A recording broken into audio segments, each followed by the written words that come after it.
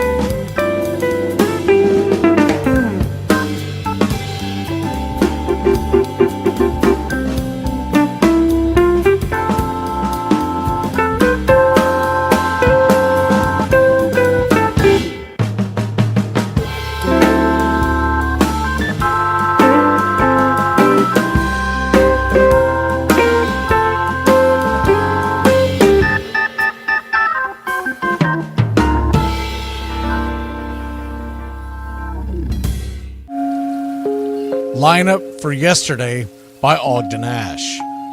A is for Alex, the great Alexander.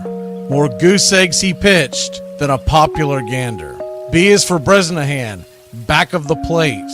The Cubs were his love and McGraw his hate. C is for Cobb, who grew spikes not corn, and made all the basemen wish they weren't born. D is for Dean, the grammatical diz. When they asked who's the tops, said correctly I is. E is for Evers, his jaw in advance, never afraid to tinker with chance. F is for Fordham, and Frankie and Fish. I wish he were back with the Giants, I wish. G is for Gehrig, the pride of the stadium, his record pure gold, his courage pure radium. H is for Hornsby, when pitching to Raj, the pitcher would pitch, then the pitcher would dodge. I is for me, not a hard-hitting man, but an outstanding all-time, incurable fan. J is for Johnson, the big train in his prime, was so fast he could throw 3 strikes at a time. K is for Keeler, as fresh as green paint, the fastest and mostest to hit where they ain't. L is for LaHoy, whom Clevelanders love, Napoleon himself with glue in his glove. M is for Matty, who carried a charm in the form of an extra brain in his arm. N is for Newsom, Bobo's favorite Ken. You ask how he's here, he talked himself in. O is for Ott, of the restless right foot. When he leaned on the pellet stay put. P is for Plank, the arm of the A's. When he tangled with Matty, games lasted for days. Q is for Don Quixote, Cornelius Mack. Neither Yankees nor years can halt his attack. R is for Ruth, to tell you the truth. There's no more to be said, just R is for Ruth. S is for Speaker, swift center field tender. When the ball saw him coming, it yelled, I surrender. T is for Terry, the giant from Memphis, whose 400 average you can't overemphasize. U would be Ubel if Carl wore a Cockney, but we say Hubble in baseball like football in Rockney. V is for Vance, the Dodgers' very own Dazzy. None of his rivals could throw as fast as he. W, Wagner, the bow-legged beauty, short, close to all traffic with Honus on duty. X is the first, of two X's in Fox, who was right behind Ruth with his powerful socks. Y is for young, the magnificent sigh. People battled against him, but I never knew why. Z is for zenith, the summit of fame. These men are up there, these men are the game. Lineup for yesterday, Ogden Ash, January 1949, Sport Magazine.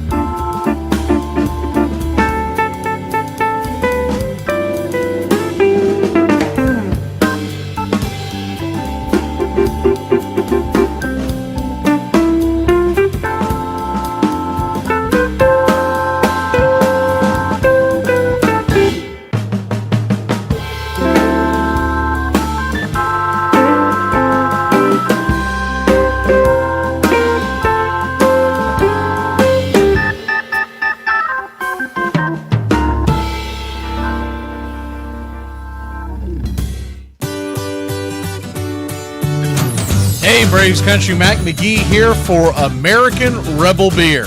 America's patriotic light lager, all natural ingredients. Stand tall, be proud. The perfect beer to celebrate life, liberty, and your pursuit of the American dream. America's patriotic light lager, offering a crisp, clean, bold taste. Perfect beer to celebrate life, liberty, and your pursuit of the American dream.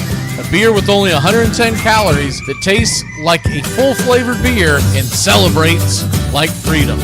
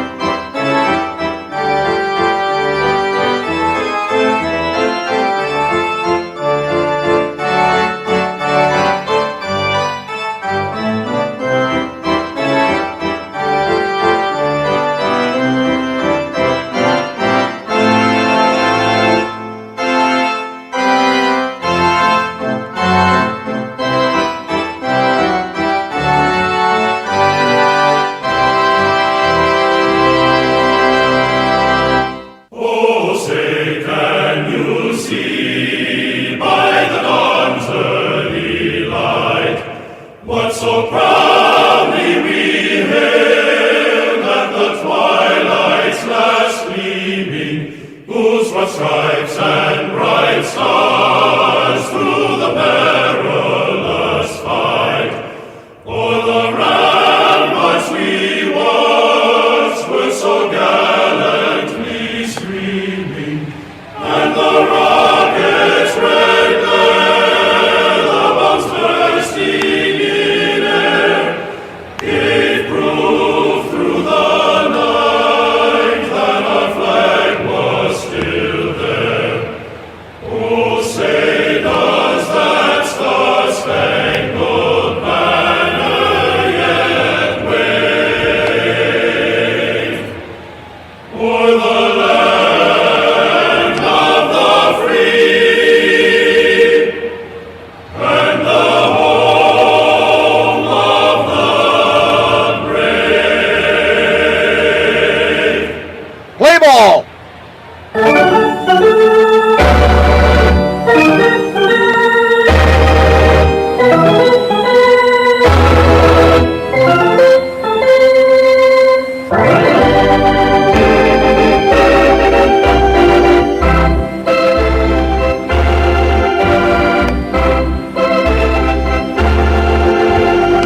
Hey, howdy, hi, and how the hell are you? And a happy spring training to you, girls and boys, here on the BCR. As we're set to bring you this game and get you ready for the boys of summer.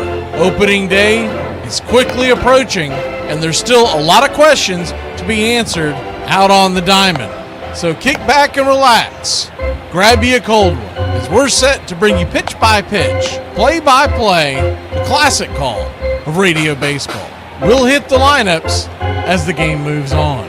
Wherever you are, we'll take you out to the warm sunshine and the beautiful blue skies of spring training baseball. Make sure to hit that subscribe and set the alerts, as we've got a full docket of spring baseball coming your way. Welcome in, boys and girls. Yes, sir. It is baseball time in Braves country, and the first pitch on the way is up top, misses for a ball. It's 1-0. The 1-0 lefty-righty matchup is Garrett Crochet versus Eli White. The pitch is swung on and lifted high into center field. That'll be an easy F8 in your scorecard. 2 pitches, 1 out to start the game. Left to right across the outfield for the Boston Red Sox, it's Anthony, Duran, and Abreu. Around the horn from third to first is Durbin, Story at short, Monasterio, and IKF at first. Narvaez is behind the plate, and of course Garrett Crochet is on the hill. First pitch swinging by Ozzie Albies. That'll be a lazy fly ball into right field, and easy catch by Abreu. 3 pitches, 2 outs for your Atlanta Braves. Good to see people in the chat. Up and Adams. Jason Up and Adams, good to see you. Braden, Gary, Richard Talley. What you talking about, Willis? Copper Cat. Joe Rowe, good to see you.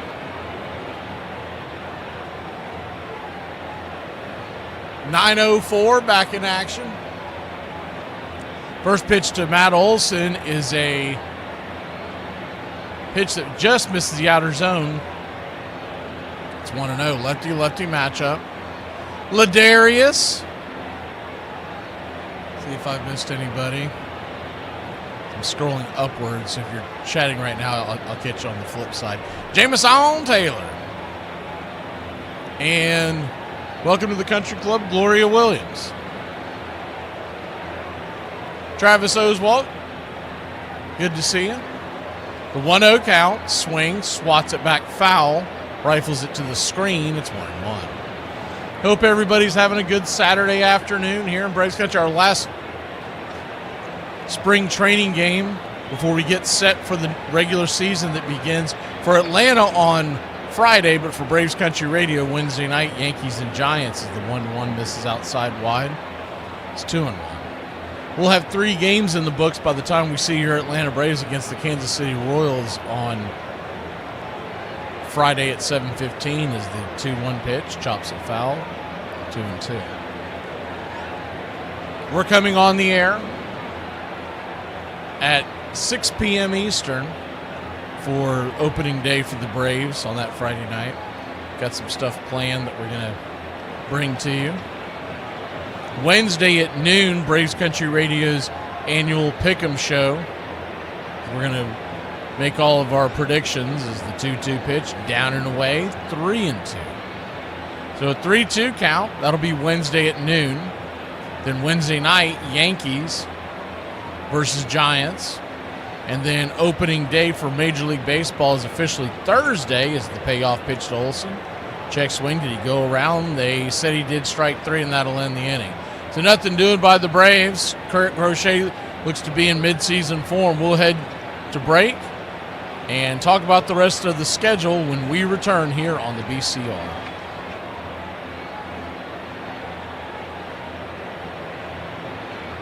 He's at the lat pull-down machine with 6 Bud Heavies. Okay, so I just came into the big leagues, 1997, with the Indians. You talk about being scared. I was scared to death. We just played the Orioles, and first off, I'm walking in the clubhouse with Matt Williams, Oral Hershiser, Jim Thome, Manny Ramirez. Best team in baseball at them with 97 innings were loaded. So after the game, our strength coach was like, you better get your lift in. So I remember coming in to get my lift in. Oh, my God, there's Cal Ripken. Holy crap, this is incredible. He's at the lat pull-down machine. There's Cal Ripken. He's doing lat pull. Look at that back. He's jacked. He's guy's bigger than I thought with 6 Bud Heavies on ice. And I go, is that what you got to do to be one of the greatest players ever? When you come in to lift, you got to have 6 Bud Heavies on ice in a little cooler that the clubby was like, here's your Bud Heavy. Yeah. And then I watched your dad work out, and I was like, I don't think his workout ends until those Bud Heavies are done. So he was like going around, and I think he might have walked out with 0 or 1 Bud Heavy. Oh, yeah, that's how I was works. like, yeah. So that's what But no matter what event it hosts, Fenway itself remains the star attraction.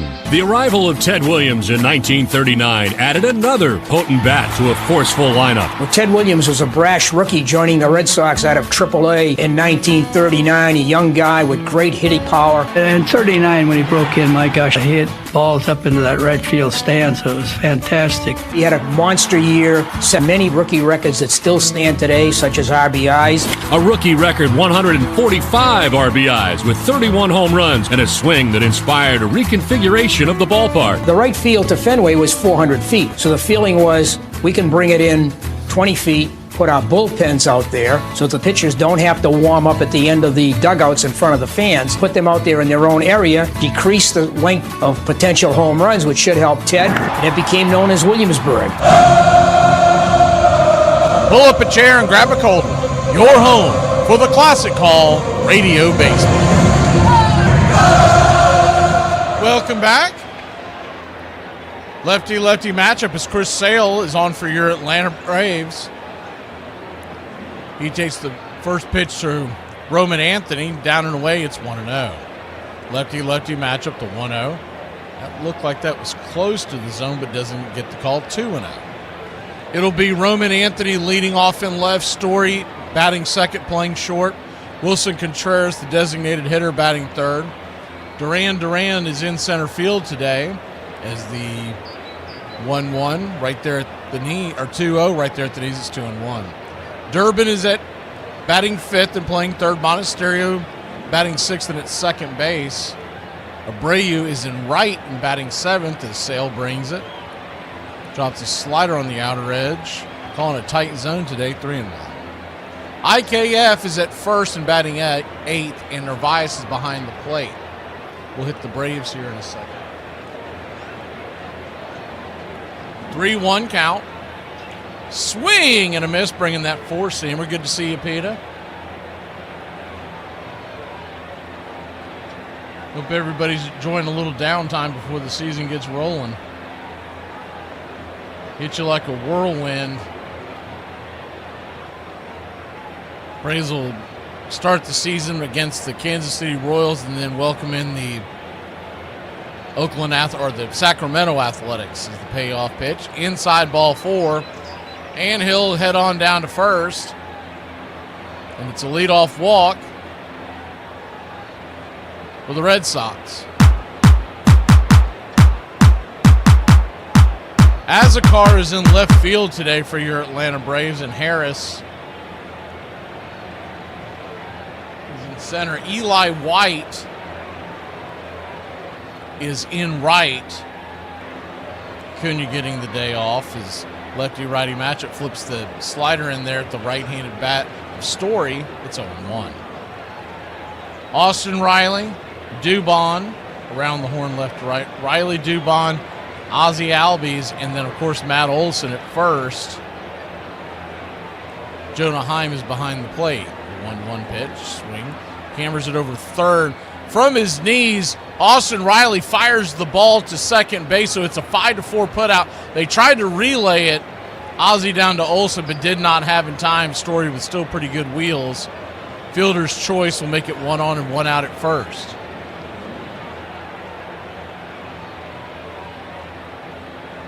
Good play by Riley. Funny thing I saw about Riley, I think it was last night, someone was doing a different. So, the lefty-righty matchup, first pitch swinging by Wilson Contreras, a designated hitter today. Hammers the ball down the line, foul third base side. It's 0-1. Contreras coming over from the Cardinals last year, had 20 home runs and an OPS of almost 800. Not one of his better hitting years, but they're expecting big things with him being able to pepper that green monster. The 0-1, swing and a miss. It's 0-2. So because of the new ABS system in Major League Baseball, they are measuring the guys, all the players in Major League Baseball, their height, and they're being very accurate with it because of the ABS system. The 0-2 pitch, outside wide, 1-2. And what's happening is, so for years, and I've mentioned this before, but for years, Major League Baseball, their players like to fib about their size. They're a little taller, maybe a little bigger, or if they're on the heavy side, a little thinner, right? Is the 1-2 outside wide, 2-2. Kind of like the way a lot of people do at the DMV. Well, because of the new ABS system, they have to measure you correctly because they put those statistics in when you go to the plate, and that constitutes your individual strike zone. Toss over to first to keep Story close by. So one thing that someone hit on originally was the fact that Alex Bregman, who just signed a big deal with the Cubs, when he first came into the league about 2018, I think it was the 2-2. Outside wide misses, four-seam fastball, 3-2. He was originally listed at 6'1". Well, the ABS system is the payoff pitch. Sale kicks him higher. Swing and a miss. Strike 3. Got him with the gas on the outer edge. 2 down. Good pitch by Sale. What they've seen now is that Bregman is now being listed as 5'10", so it's a 3-inch difference from when he first came in the league. Now, he had already taken it down to 6 feet. I think he was actually 5'11" last year as the first pitch to Sale. From Sale to Duran is down below the knees for a ball. It's 1-0. 1-0. Kicks and fires. And we've lost the screen for a second. It's a 1-0 pitch. Swing and a miss. 1-1. Someone fat-fingered a commercial or something. We're back to the action. 1-1 count.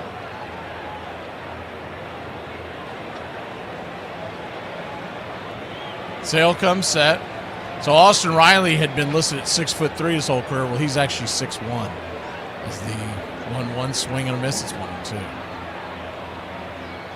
That one kind of surprised me because he's always looked big on the screen. Like, I didn't think that he would have been fibbing. The Bregman thing didn't shock me at all. I didn't even know that he came into the league claiming 6'1". I figured there was no way in hell he was 6 feet because he's just always looked like a short, well put together athlete, but definitely not a tall guy. The 1-2 count. Sale brings it. just misses outside. Try to hit him with the four-seam fastball, 2-2. So we're going to see that quite a bit. Sale fakes like he's going to first for a second, and that'll still constitute as a move to first base. 2-2 count. So we're going to see that a lot over this year. You'll probably see it trend in different videos. But the Riley one really surprised me. The 2-2 pitch, swing, pops it down the right field line, but it's foul.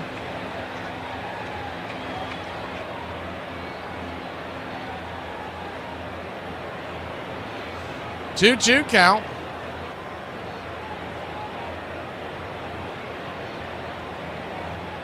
That 10 pounds theory, that's from like, Peter, you're showing your age. That's something that was true in the 1980s. The 2-2, swing, slaps it back, foul, will do it again. The HD and everything, they're pretty, I mean, they still do to a degree, but before there was HD, that was something you always heard. Because I remember jokes in different sitcoms where they said, the camera head's 10 pounds. And they go, well, how many cameras are on you? The 2-2. Sale.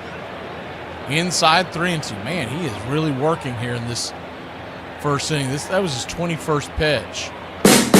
What's for dinner?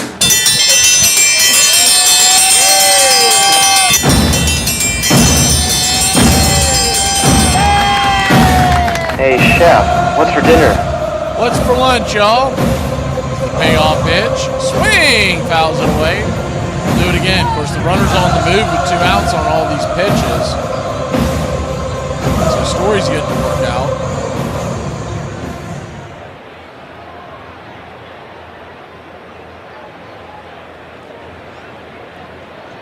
Tomorrow, you'll probably see very little Braves action as far as the starters, and Monday and Tuesday they won't be in the lineups as the payoff pitch is swung on and hammered down the right field side deep into the corner. Eli White, the book of Eli, running over, making the catch, and that'll end the inning. Great grab by Eli. Duran had to do a double take. He couldn't believe he got to the ball. We'll be back in a flash here on the BCR. The Braves hit the plate when we return. Cursed be the ground for our sake. Both thorns and thistles it shall bring forth for us. What is one word in your vocabulary that you could not go 24 hours without saying? Let me go, you dumb. Are you prepared for today's meeting to present? Because it's really important that we get this right. Yeah, so I will be all set to present, but I do want to let you know I've been having some like Wi-Fi issues. So I don't know if like Kate should be the one that...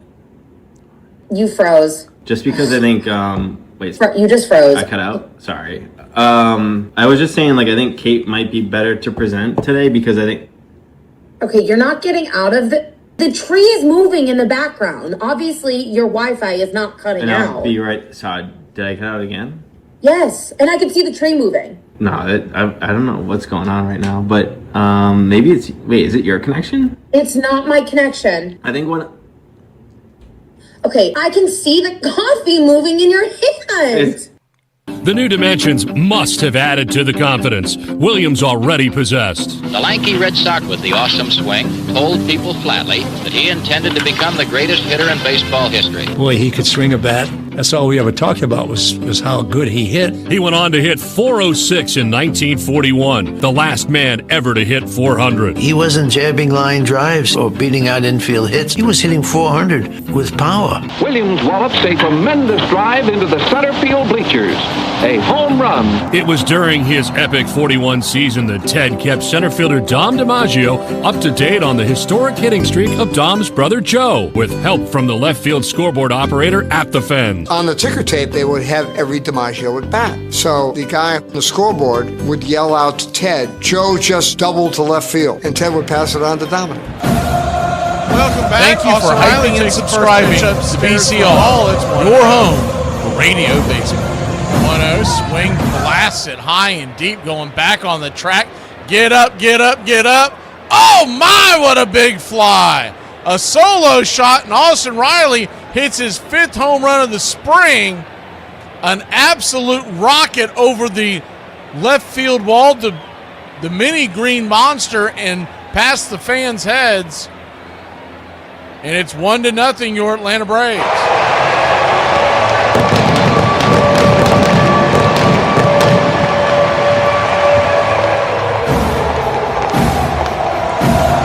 You're my boy, Blue! Blue, you're my boy! First pitch to Jonah Heim is smacked down the line, foul. Zone 1. That thing cleared the stands out there. The fans above their spring version of the Green Monster here at JetBlue Park is the 0-1. Bangs it foul, it's 0-2. And the fans that are sitting there, they barely even move their head. They kind of look like when you see the outfitters, and when you know it's gone, they knew they had no shot in hell at catching that thing. The 0-2.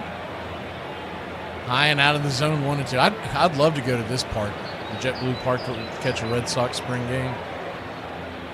It's really cool that they've mimicked what they have in Boston as the 1-2 pitch. Soft line drive. L4 in your scorecard, and Jonah Heim's down. 1 away.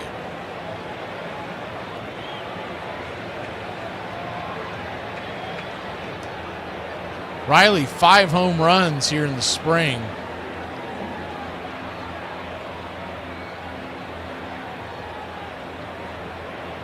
I think they said 2 or 3. It's either 2 or 3 of them have gone oppo 400. First pitch is high and away. To Buck Farmer, it's 1-0. They haven't made these moves on the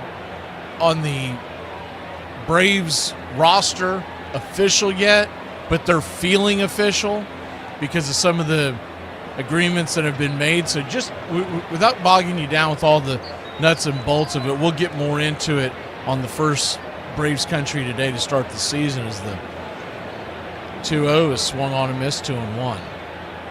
Does look like Buck. I was gonna call him out. I cannot get that picture out of my head because I love that clip that we never got a chance to use. But is the 2-1 pitch, swing and a miss, hard cutter underneath the hands, 2-2.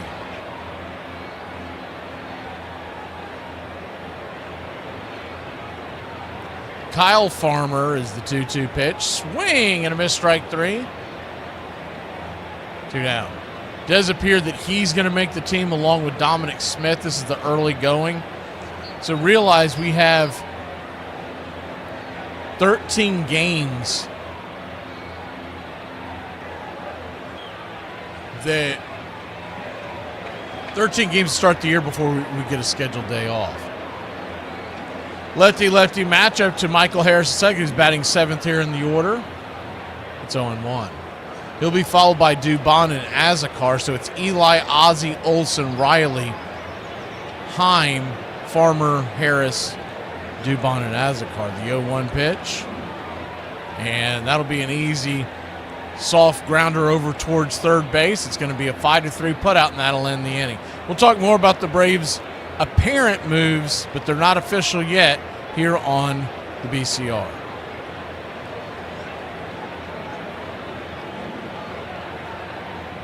Excuse me, you dropped something. What I drop? Your nose in my business. Don't try me. Ah, the real McCoy. Well, the original saying was the real McKay, and over the years it's been changed to the real McCoy.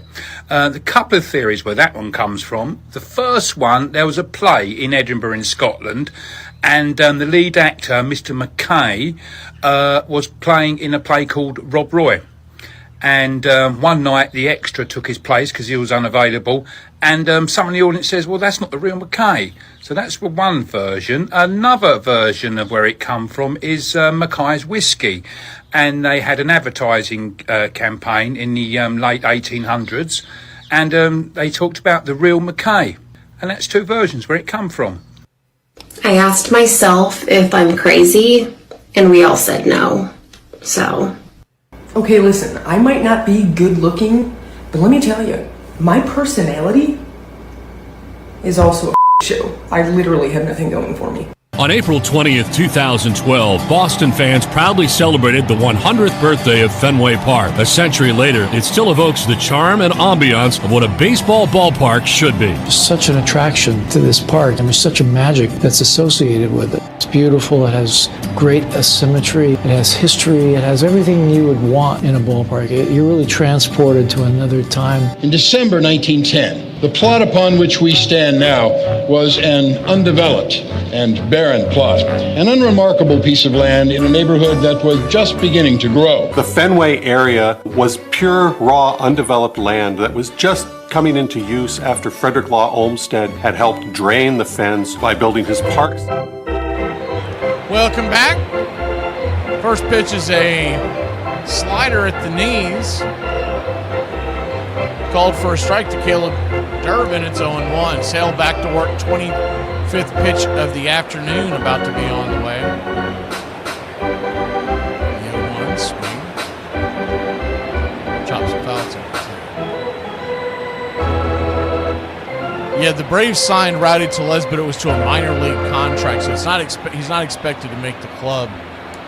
But it's depth, I guess, for a designated hitter is realistically, because Rowdy Tellez can't really play the field anymore. I mean, the guy is just he's basically eating his way out of the league.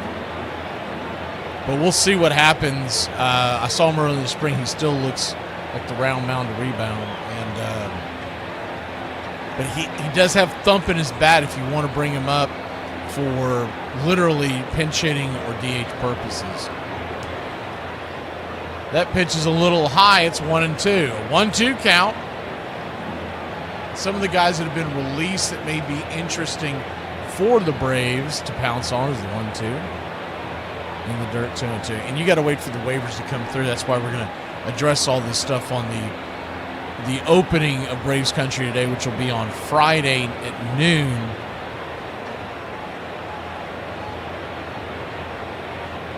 The 2-2. Right there at the knees. Caught looking strike three. Punched him out on the track now. They want to challenge this. It looked like it was at the bottom of the zone, but we'll see what the ABS says.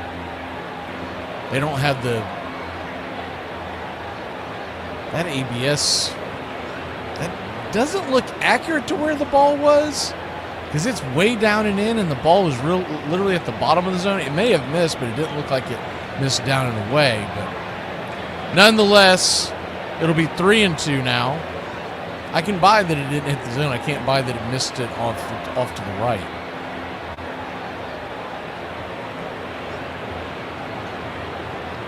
The payoff pitch, swing, slaps it into left field, and that's down for a base hit.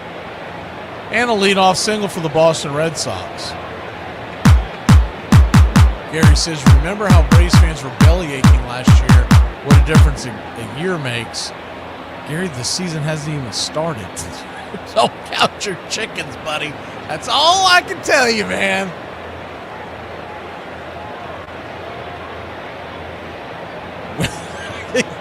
Give it to the second inning of game one. Someone will be in here whining and moaning. 1-0 your score. Atlanta leads at bottom of the second.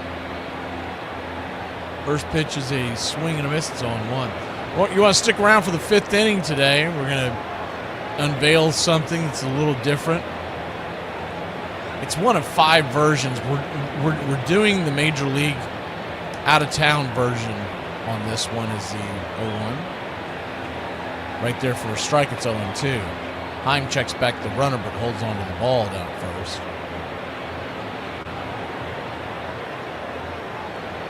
It's an 0-2 count.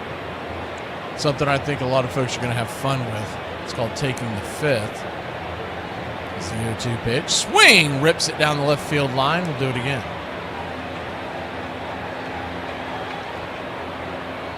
Kind of similar to the 8th inning 8-ball, but it's a little different. The idea behind it is the game's far from over, heading into the 5th inning. The 0-2 count. Kicks and fires. Swing, chopper towards short. The only play for Dubon is going to be to first, and he does not get him. So it's going to be an infield single. Good hustle down the line there by Monasterio, and the Red Sox have 2 on and nobody out.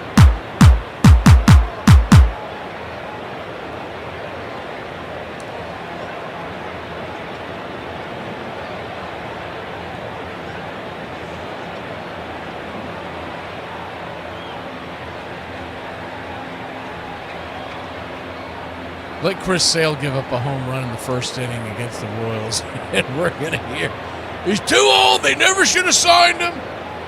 It's over, I'm going to go put my head in the oven. First pitch is down and in for a ball, it's 1-0. Now, exciting news on the Braves' moves. So it does look like Dom Smith and Buck Farmer will most likely make the team, but they still have an opportunity to adjust that. So it's not necessarily in stone, but that's what it looks like right now. Is the 1-0, chops it over to first. Olsen fires it down to second, so you're going to get the force out, and it's going to be a fielder's choice. Runners will be on the corners, and 1 out here for the Red Sox, trailing 1-0.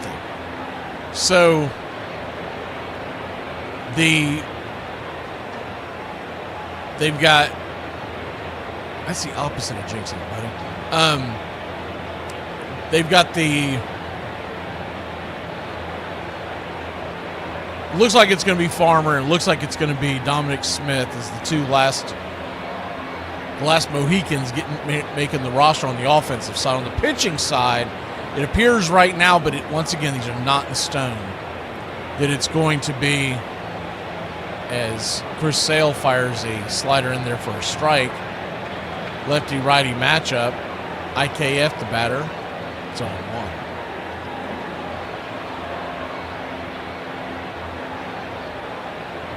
1. The pitchers, Suarez and Didier Fuentes. And the pitch is high and out of the zone, on 1. The idea behind putting those two in on the roster, I believe, is Suarez is being held as a long relief guy in case, for whatever reason, up by a lot or down by a lot, right, is the 1-1. Inside to him. Or even a guy who comes in because somebody got banged around, you don't want to run their pitch count up. A lot of that stuff happens in the first few weeks, and most of y'all will know. I believe Didier Fuentes is going to get the 6th start in the rotation.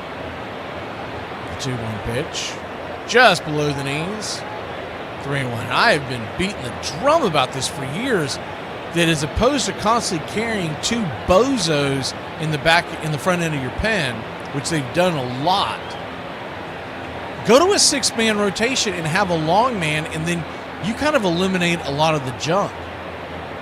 It's a 3-1 pitch. Swing, chops it over to third. Riley scoops it hard play, but he makes it. 5-3 put out. Durbin comes home to score, and the Red Sox have tied it 1-1. His only play there, the ball was chopped hard. It was an in-between hop. Great play by Riley. That's one of those ones, damned if you do, damned if you don't. If you don't play it on the in-between hop, you're not going to get the runner, and they're all going to be safe. And sometimes on an in-between hop, it eats you up. So good play by Riley to know that he at least has to give it a go. But Didier Fuentes, who, and realize it's spring training, we realize these numbers really don't count, as the pitch on the way is inside. Swing and a miss, it's on 1. But he's looked very good. But once again, pitchers have looked very good in spring training and then been disasters in the regular season, because you're dealing with a different animal. You're having to face the guys 2-3 times through the order. there's video on you, etc., etc. As the 0-1 swing and a miss at 17. But with that being said, he's not allowed to hit in 27 outs. He's essentially thrown a perfect game in what, I think three outings. Of course, his last outing was really impressive, but once again, it was spring training. If you look at the schedule, as the 0-2 pitch is dribbled over to short, Dubon's got it, he'll flip it to first, and that'll end the inning. We'll talk about the schedule where Fuentes makes sense, why he most likely is getting that opportunity. And hey, don't get Wally pipped, because he might come up and take your job, and we never see you again, Bryce Elder. We'll be back in a flash. I'm here to talk about another defunct baseball field. If you don't know anything about baseball, that's okay. I didn't really either. You're going to love it. Let's go. Borchert Field in Milwaukee, Wisconsin was a baseball field, amongst other things, from 1888 through 1952. This place actually was built as a baseball stadium in spite of all common sense. It's just open field. What's funny about this to me is that before the turn of the century, a lot of times they had to use a ball for the entire game. So like even if it went out of the park, they had to go get it. So it was home to many iterations of the Milwaukee Brewers, which there were so many. But it was also home to the Milwaukee Bears of the Negro National League in 1923. This was also home to the Milwaukee Chicks of the All-American Girls Professional Baseball League. This place is called an architectural monstrosity by a guy who himself was called the P.T. Barnum of baseball, so the whimsy is baked right in. Bill Veeck. I love this. He staged morning games for the third shift wartime workers. He's actually in the Baseball Hall of Fame now. Bill's got antics. We love antics. He had a giant screen that he would put in right field up along the wall, huge, to make it way taller, and so left-handed batters had a really hard time hitting it over the wall on that side. So any given day, that giant screen wall thing could be in place or not, depending on the strength of the opposing team. Bill!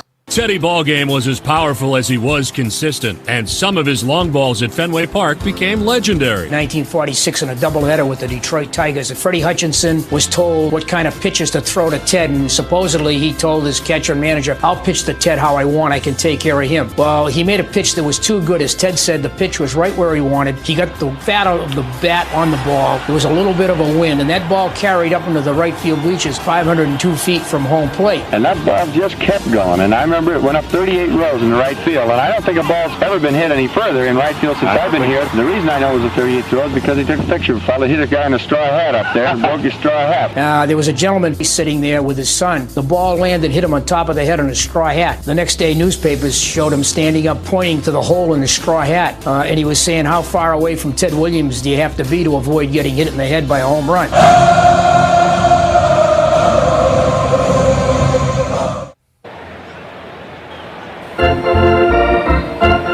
1-1 your score.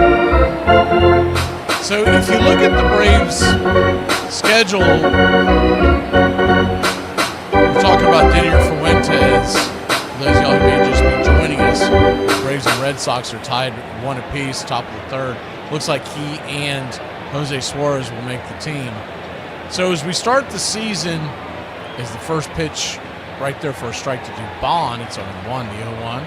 Crochet kicks and fires high and out of the zone, 1-0. We played Friday, Saturday, and Sunday against the Kansas City Royals. All normal times, 7:15, 17, and 1:35. Our usual times, 1-1. Swing, laces it over towards second base, but it'll be a soft one-hopper into the mitt of Monasterio. He'll flip it to first, 4-3. IKF with the catch and away. On Monday and Tuesday at 7:15 games, and then Wednesday is a getaway day. It's 12:15 against the Athletics. It's the 6th game of the season. The pitch on the way, swing and a miss. It's 0-1. Four-seam fastball, he's bringing it.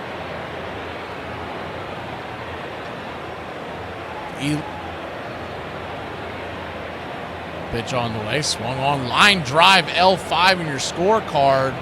Azakar down quickly, and quickly too now. So let me get this out of my before they go 1-2-3 quickly like they did in the first. On Wednesday, we play at 12:15. You got to realize you have played 5 games in a row. The season just started. You don't have the guys stretched out, and it's a day game after a night game. There could be some pitching issues. So Wednesday, I fully expect Didier Fuentes get the start, and they'll hopefully have Jose Suarez available to piggyback him if need be. First pitch to Eli is for a strike. It's 0-1. Eli flew out on the second pitch he saw last time up. 0-1. Down and 1. So if that makes sense to you. And then we go out on the road for a 4-game series beginning Thursday night. We're out in the West Coast, so we're talking about late night games already, y'all, as the pitch on the way. Swing and a miss is 1-2. Thursday night and Friday night are late games, 9:40 and 9:40. Saturday is a 7:15 game. And then 1-2 pitch. Out of the zone, 2-2. And then you've got Arizona hosting the last game. That's a 4:10. So strange late night games in those series. The 2-2 pitch. Wow, that was close. Taken all the way, 3-2. Crochet working extremely fast. He's ready to get. He's like, man, I'm ready for opening day. Let's get out of here. And then we go to the Angels for 3 games.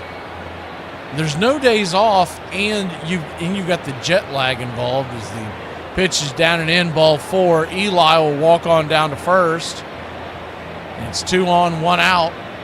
And Ozzie Albies, who's popped out on the first pitch, coming to the plate. I hope they're not putting Ozzie Albies this high up in the order when the game's count. He's still showing that he does not take pitches. You don't get that on the top. First pitch is on the outer edge for a strike. And I'm fine with Ozzie doing Ozzie things when he's in the middle to, somewhere around the 6th, 7th spot. Because it just is what he is, and he's a second baseman. And he popped to get out of second baseman is gold. The 0-1 rattles it down the line, foul. It's 0-2. So with all that being laid out, we don't get a day off until Friday night, Thursday, April 9th, leading into the Friday series against Cleveland on April 10th. So if you realize that if he pitches on that Wednesday, he'd also be set up to pitch on that following Tuesday night. Is the 0-2 swing. Hits it towards left field. That's going to get down for a base hit. It's going to split the gaps up against the wall. And the book of Eli, we know he can book. And it's a 2-out RBI double for the Wiz. Good piece of hitting there by Ozzie. Second time through. And the Braves have taken a 1-run lead. I'm the Wiz. I'm the Wiz. I'm the Wiz. I'm the Wiz, and nobody beats me.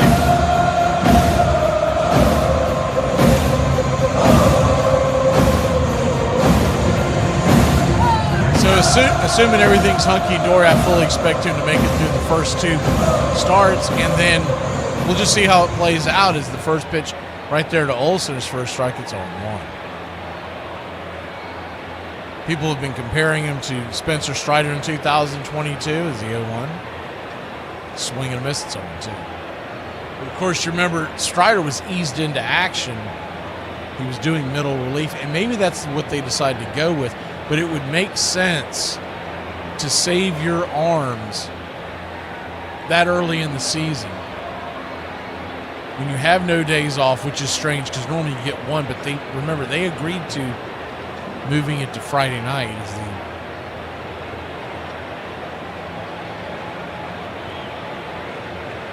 pitch misses high. It's 1-2. 1-2 count. Swing, rips it down the first baseline. We'll do it again. Foul.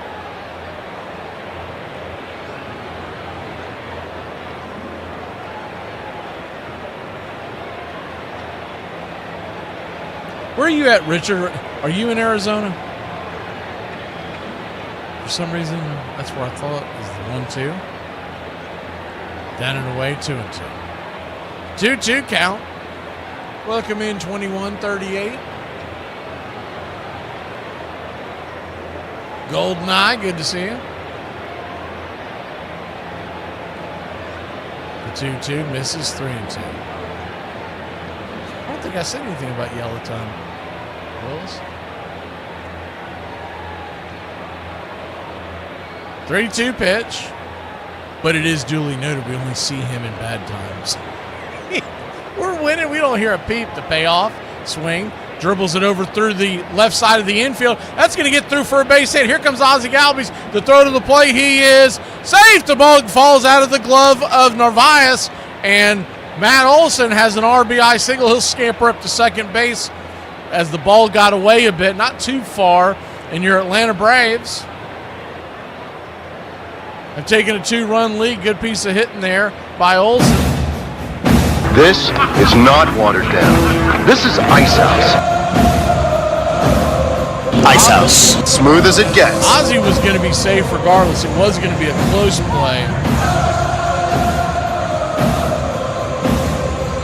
And once again, you see why, if you were in tune with the WBC, I know a lot of y'all were, you see why Anthony will always taken out for defensive purposes. He doesn't play the field that poorly, but he has got a noodle arm. Like, if you're a Red Sox fan, think Johnny Damon with more power. That's what you're getting out of Roman Anthony. Hell of an offensive weapon. Defensively, he's always going to be a question mark. First pitch is outside wide to Riley. It's 1-0. Riley slapped one over the left field wall his first time up, cleared the stadium. 1-0. Swing, yanks that one high and deep. And that baby is up, up, up. Goes off the wall, an RBI double. I guess that's not considered a home run here. It's very strange how they have that set up, but nonetheless, it's an RBI double for Austin Riley. You're my boy, Blue! Blue, you're my boy! So I'm looking at it right now, and evidently, if you're watching along at home, where that ball hit, there's a wire fence so that fans can see through. The first pitch is right there off the edge for a strike. It's 0-1 to Jonah Heim. Heimo for one on the day. So they've made the green monster, but there's basically a hole in the green monster where there's wire fence and then there's more green. It's the 0-1. Bangs it back, foul zone too. It has to get over that second green line. That the second part of the green monster would be considered a home run. So even though you're seeing wire fence that looks like it cuts off, by the rules of the stadium, that is a live ball. The 0-2 pitch, fists it towards shortstop, soft line drive into the mid of story, and that'll end the inning. But that's not all the story. It's 4-1 Atlanta, 3 runs answering back. We'll be back in a flash here on the BCR. Braves and Red Sox, Boston Showdown. It's my understanding that there is a war going on right now. Am I right in this? Well, actually, there are 2 wars right now. 2 wars? Your friend says the N-word and thinks it's funny? I now associate you with that. Your other friend hates women? I now associate you with that. People need to be held accountable for who they keep in their circle. This year, I'm no longer co-signing people's bullshit. This year? That's a load-bearing part of that sentence. What were you doing last year? Ah, Fanny. Where does that word originate? Well, it originated in the way that we understand it from an erotic novel written in the 1750s, 1760s. And the little novel was called Fanny Hill. And that's where it was first used in its sensual way.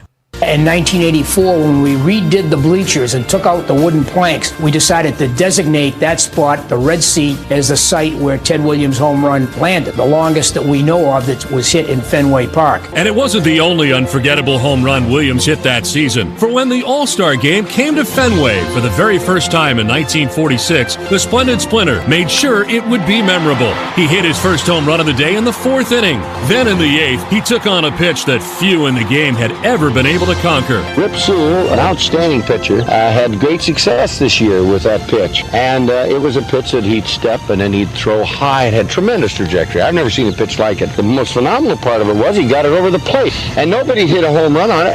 And he came into the All-Star Game, and we American Leaguers were all talking about it. And he threw that pitch to me, and the first one was just a ball. And I really got that thing timed good because it was floating up there at me. And then he threw another one, and I swung from my heels and happened to hit it just right. And it made the bullpen. It's What's up, Braves country? Looking forward to a great Atlanta Braves season. See y'all at the ballpark. Love y'all.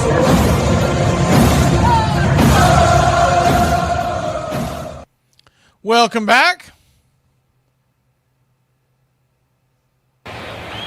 First pitch from Chris Sale to start off the bottom of the third inning.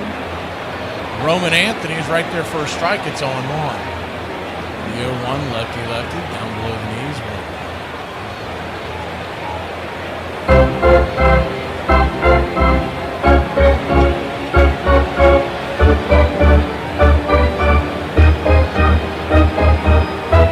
1-1 pitch is swung on and lifted towards center field. Michael Harris, the second, slams into the green monster and makes the catch. F8 in your scorecard. Put an exclamation point on that one. One away. 75% of the world is covered by water. The rest by Michael the Hawk Harris. Wow. Hope he's okay. He slammed into that wall.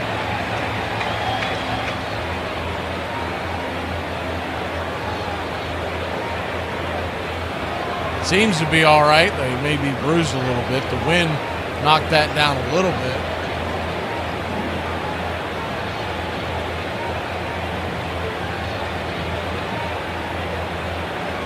Trevor Story, the batter. Lefty-righty matchup. Chris Sale and the Atlanta Braves leading 4-1. The pitch on the way, swung on, chopped over to third. Riley fires it to first.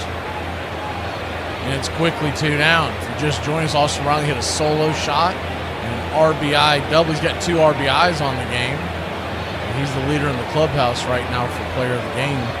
Sampson, as I'm calling him these days, came to spring training with the beard and long hair and seems to be working for him. What's he hitting now? 389 in the spring with a 1338 OPS. Wilson Contreras coming over to Boston from St. Louis takes a first pitch swing. And it's a 4-seam fastball. It's right down Main Street, swing and a miss. It's on one. Must have been sitting on the slider.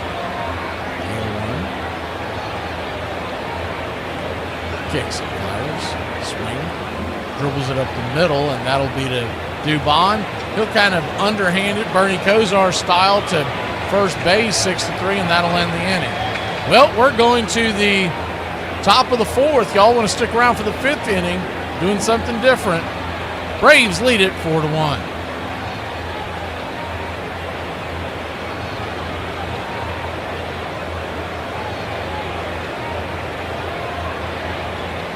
Mac McGee and I, we're on the same team. The Country Club for Braves Country Radio. And we need more players. We need you to help us win the battle against hunger and poverty. You can sponsor Braves Country Radio. Teamwork is what The Country Club for Braves Country Radio it is all about. And that's why we need you. For just $15 a month, Don't get greedy. Ask for $2.99. you can sponsor a child just like Braves Country Radio. I've been able to really help, Braves Country Radio. and it feels so good. It's so easy. Just reach out now and start sending your love around the world. The Country Club for Braves Country Radio. If you join our team, we really can bat 1,000. Mac McGee. Who's waiting for help? There's room on our team for you.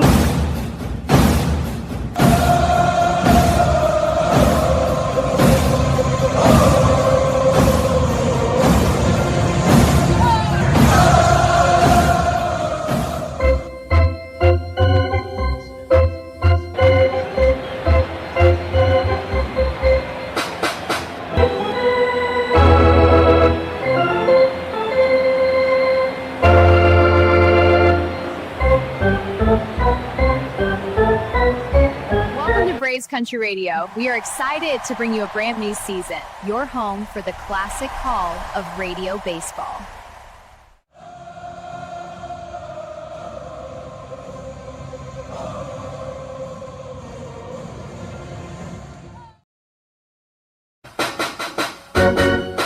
Welcome back. Those of y'all on YouTube, good to see you. I can see the chat in Facebook as well, but most folks are in YouTube. First pitch on the way from Garrett Crochet. He's outside wide for a ball to Kyle Farmer, who has appeared to have made the cut for the 26-man team for opening day. It's 1-0, 1-0. Sinker at the knees on the outer edge, 1-1. Some of these moves that is the 1-1 pitch. Misses on the outer edge to him. 2-1 count.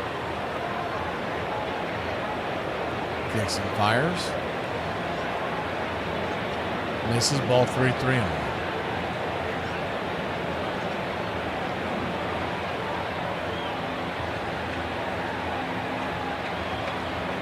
3-1 from Crochet, swing. Knocks it over to short. It'll be a 6-3 put out. 1 down.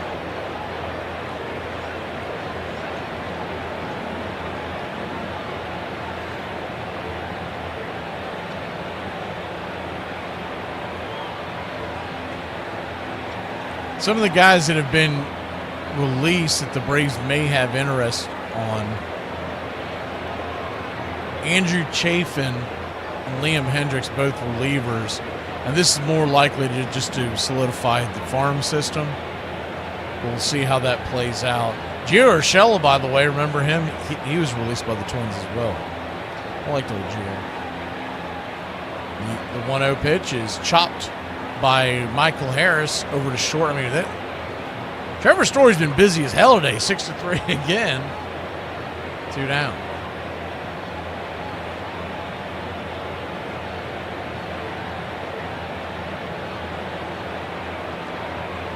That's right. I do remember that now. Someone's saying today's Will's birthday. Happy birthday!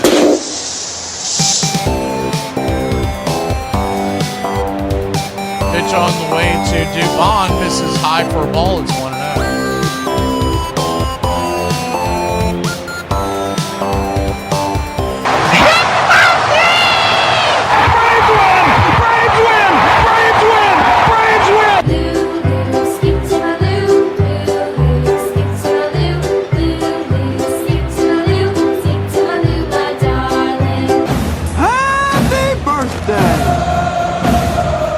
One pitch to Dubon is lifted into right field, so it'll be an easy 1-2-3 inning for Crochet. He's at 58 pitches, seems to have settled down. We'll head to the bottom of the 4th. It is 4-1. Good guys.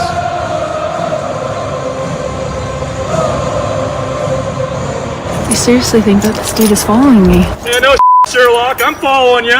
I've been following you. You know why? We're on a walking trail.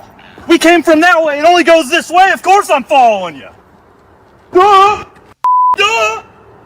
So here's a story of me f***ing my life up. So me and my wife have been staying with each other for 3 years now. I know she likes to put she knows where I like to put we done figured each other out. So on this particular night, I get home late from work. She's already knocked out sleep because she has an early day in the morning. So I try to stay as quiet and keep all the lights off as much as possible. Now, me and my wife, we are conscious about our health. So every night we take multivitamins because I know for me, it gives me a pep in my step in the morning. Now, where we keep our vitamins, they have been in the same cabinet, same spot every day for 3 years. So I'm getting into my night routine. Then I head to the vitamins. Now, I'm only supposed to take 2, but they the fruity gummy kind and I'm a 10-year-old on the inside, so I take 6 of these.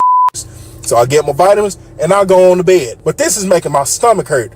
So I go to the bathroom and it sounds like a HBCU marching band competition in there. I'll go on back to bed and try to get me some rest. So then another 2 hours go by, same exact happens every 2 hours for 8 hours. So morning comes. So let me check out these multivitamins to see what the hell is going on with these. Come to find out, these were fiber gummies that I took. Now, when I look on the back, it says the daily intake is 2 fiber gummies a day. I took 6. Williams' first year back after losing 3 prime seasons to the military, and the AL MVP helped lead the Red Sox all the way to the World Series. It was the first time Fenway Park hosted a fall classic since 1918, and although Boston would fall to the St. Louis Cardinals in 7 games, it gave fans hope that it wouldn't be another 28 years before they'd see their next one. People always say, oh, you'll get it when you're older. We got it all right. Right in there.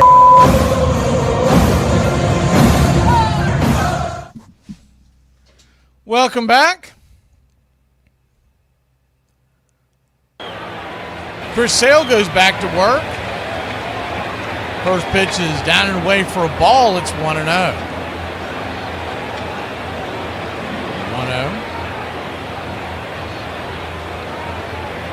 Kicks and fires. Swing lifted. High and deep into center field. Going back. Right there in the right center corner track. Corner warning track is Michael Harris II. Almost the deepest part of the ballpark. F8 your scorecard, 1 away.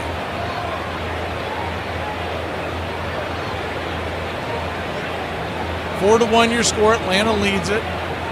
Bottom of the 4th inning.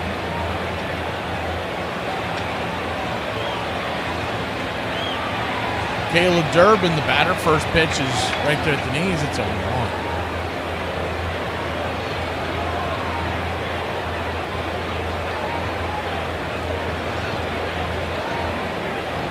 Excuse me, 1-0. Swing pops that up into center, and drifting underneath it, making the easy catch is Michael Harris II. And there's 2 down. Monasterio coming to the plate.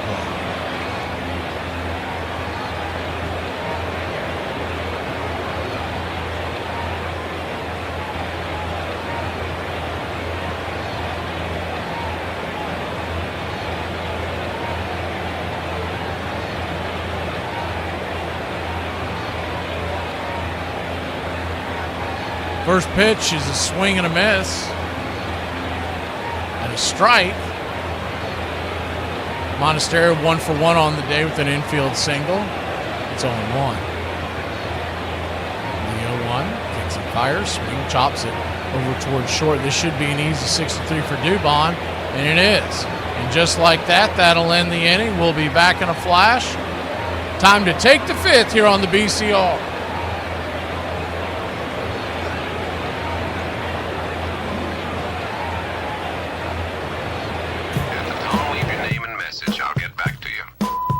Just a drink.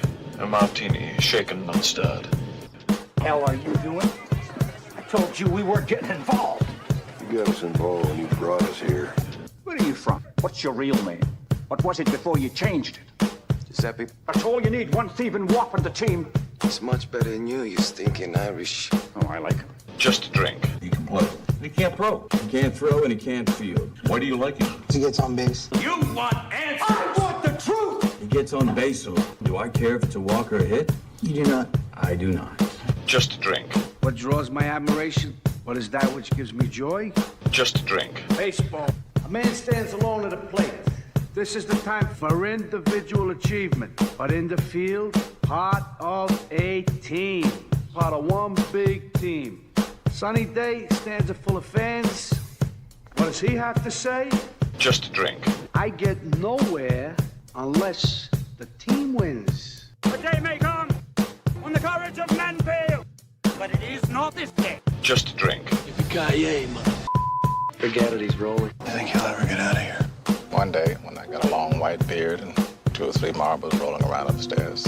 Get busy living, get busy dying. Just a drink. Do you really want to get him? What are you prepared to do? If you open the ball on these people, you must be prepared to go all the way. Here's how you get him. He pulls a knife, you pull a gun. He sends one of yours to the hospital, you send one of his to the morgue. That's the Chicago way. Just a drink. The Lord hates a coward. Do you know what a blood oath is? Yes. Good, because you just took. Just a drink. Go ahead. Make my day. You can't handle the truth. Did it ever occur to you I just might go tapioca and throw you out of one of the windows? Just a drink. Perfect. Shaken, not stirred. Cheers. Cheers.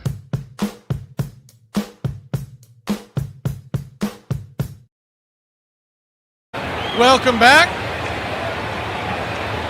Garrett Crochet fires a pitch into Azakar, and he will dribble it over to second. So 2 very quick outs by Azakar today. It's 4-3 on your putout.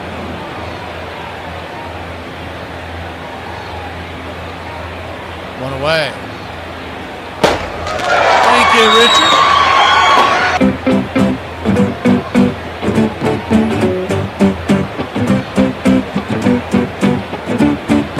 Thank you for the membership. Membership support there, Jason Up and Adams. The first pitch to Eli White is swung on and fouled back. It's 0-1.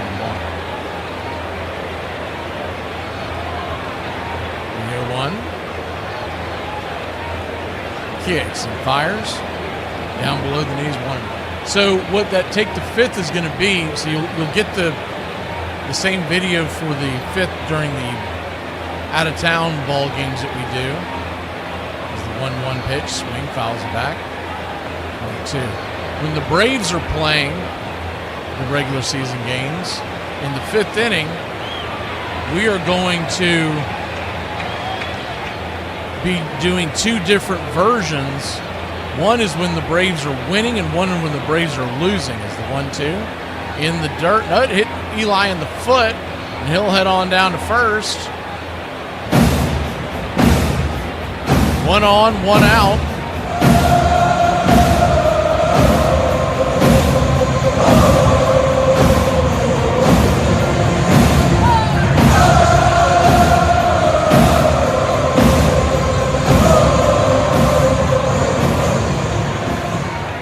First pitch to Ozzie Albies is fouled straight back off the.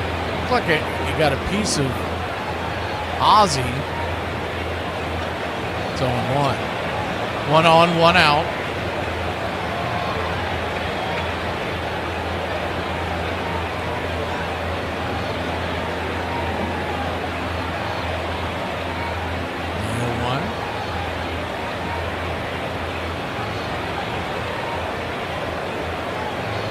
Swing, slaps it down the left field line, foul.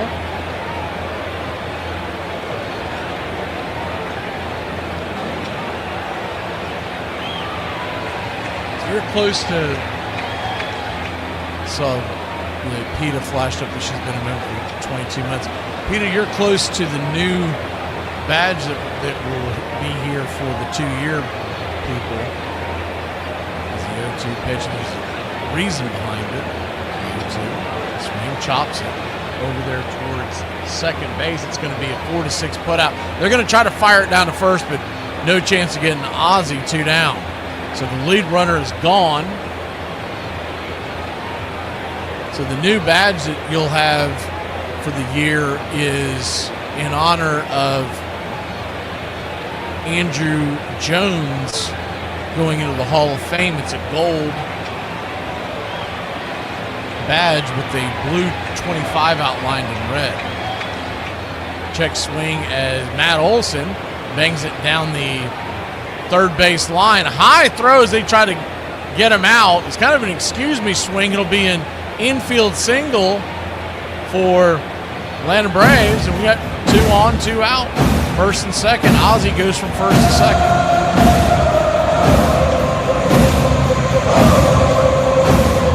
In 3 years next year, it's going to be the red version of Murphy's number 3.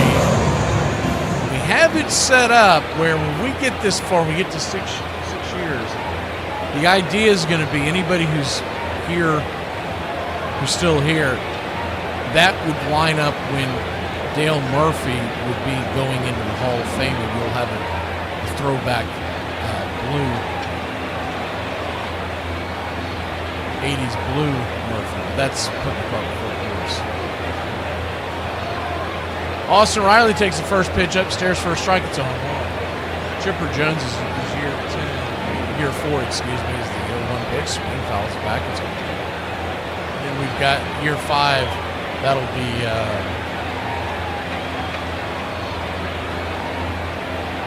the 755 Hank Aaron's. We'll add more as we go. For those of y'all who are about to hit year 2, which is as long as we've had it, is the 0-2. This is high 1-2. You'll be gold with the 25, specifically for Andrew Jones going into the Hall of Fame.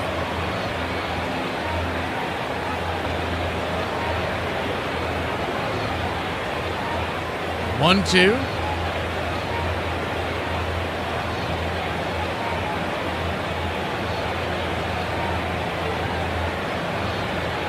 Pitch misses high and out of the zone, 2-2. 2-2 count, 72 pitches by Crochet. Might be his last inning. I would expect it would be. 2-2 down and in. 3-2. We'll see Garrett Crochet on opening day. We have the Red Sox versus the Reds on opening day, 4:10 first pitch.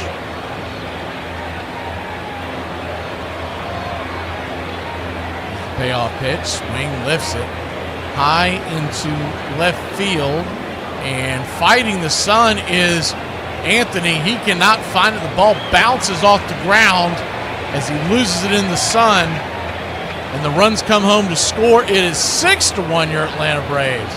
So he's going to be credited with an RBI, 2 RBI double, but realistically, that ball should have been caught on most circumstances.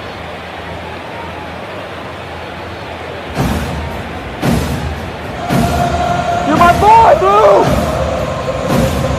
Blue, you're my boy! Anthony lost it in the sun. He's got shades on. He lost it in the sun. We talked about his lack of defense. I'm not going to blame him on that one. That one was just getting lost in the sun, and you get that a lot in spring training games. But it bounced about 5 feet away from him. He was nowhere near the ball. Jonah Heim takes the first pitch for a strike. It's 0-1. 0-1. High and out of the zone 1.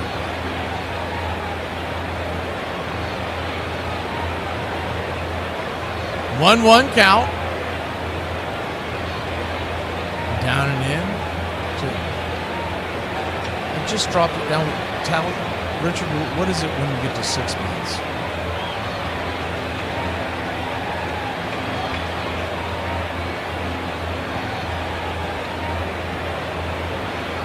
Two one count, outside wide. 3. Oh, okay, so you just graduated to Dale Murphy with the Star Wars type pad. At 1 year, you'll go to the old school 80s logo. It's my favorite logo. It's the 3-1 pitch, down and in, ball 4. He'll head down to first. We got first and second, 2 outs. They're going to come out and talk to Crochet. Looks like it's the pitching pitch. They may not be pulling it here. They do want to try to build him up. You got to figure they probably want him to get through this inning if you can.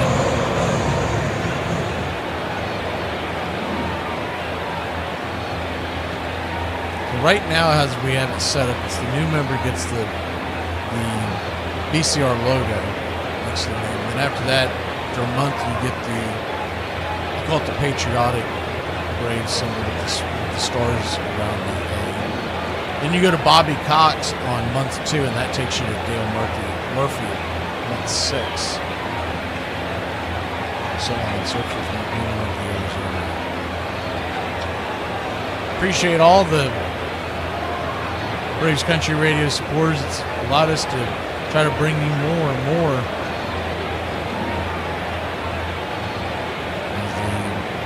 The first pitch on the way is at the knees for a strike to Kyle Farmer. It's 0-1. So you wonder if signing that Rowdy Tellez, if he ends up taking one of these guys' job that we just mentioned. Is he 0-1? This is down and away 1. I think it would be more likely that he takes Dominic Smith's role than Kyle Farmer, because Kyle Farmer is your utility backup.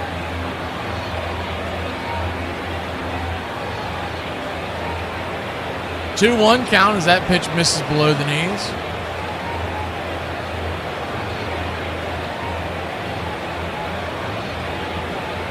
Swing and a miss.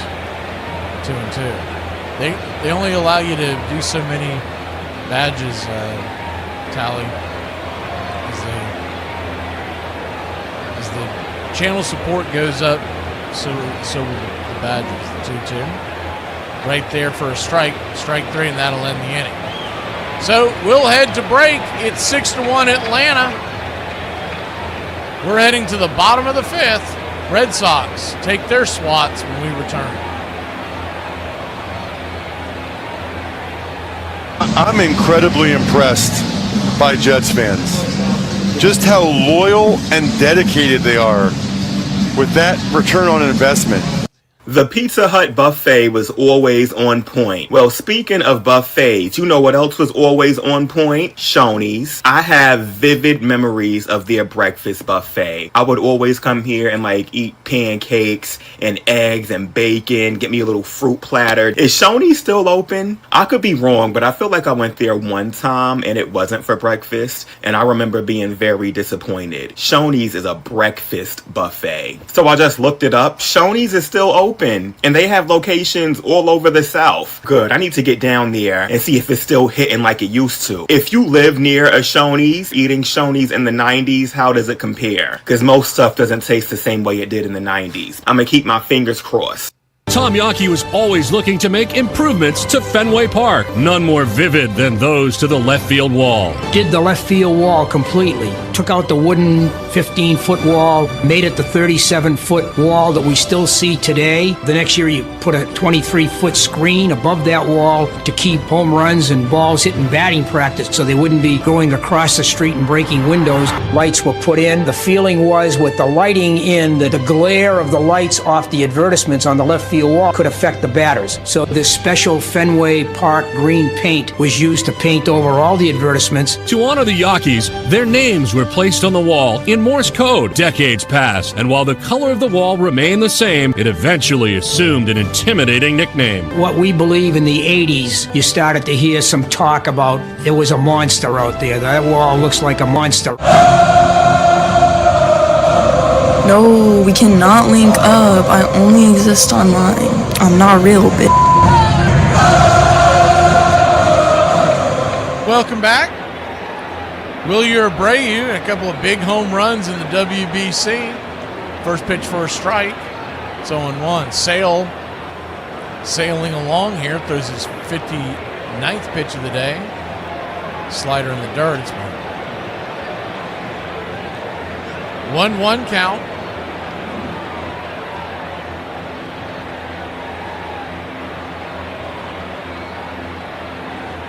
Kicks it, fires, swing, chops it over towards first.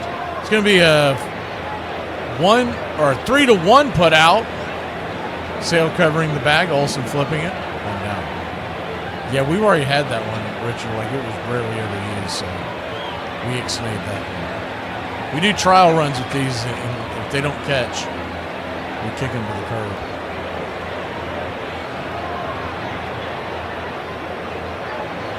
IKF, the batter.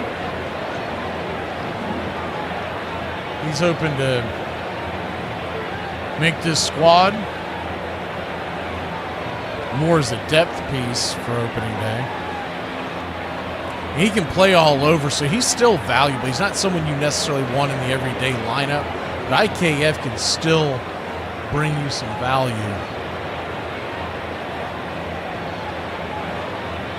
Can play multiple positions in the infield. It's still a decent hitter. Nothing to write home about, but for instance, you would take him over Farmer any day of the week. First pitch on the way is outside, wide for a ball. It's 1-0. Well, we're glad you found it as well, Willis. 1-0 right there for a strike. It's 1-0. People thought I was crazy when I first started doing this. They still think I'm crazy, but it's for something totally different. 1-1 count.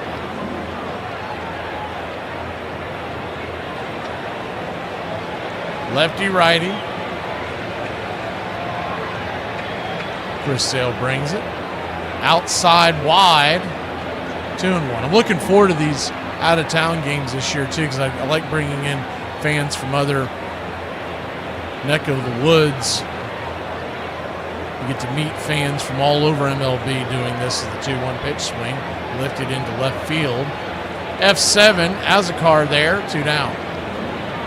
I like the idea of having fans come in from all over to watch, because it's good to get their perspectives, and to me, baseball is just the greatest sport there is. So I could do games. If my voice would hold up, I would do triple headers every day, but it's just not in the cards to be able to do that. First pitch is a right there at the knees, and Heim wants to challenge that. It's called a ball. We'll see what the challenge comes up. You know what the new thing this year is going to be is when we're going to be like, we should have challenged that. You should have challenged that. And it's just that's going to be the constant, which I think is going to make it even more fun.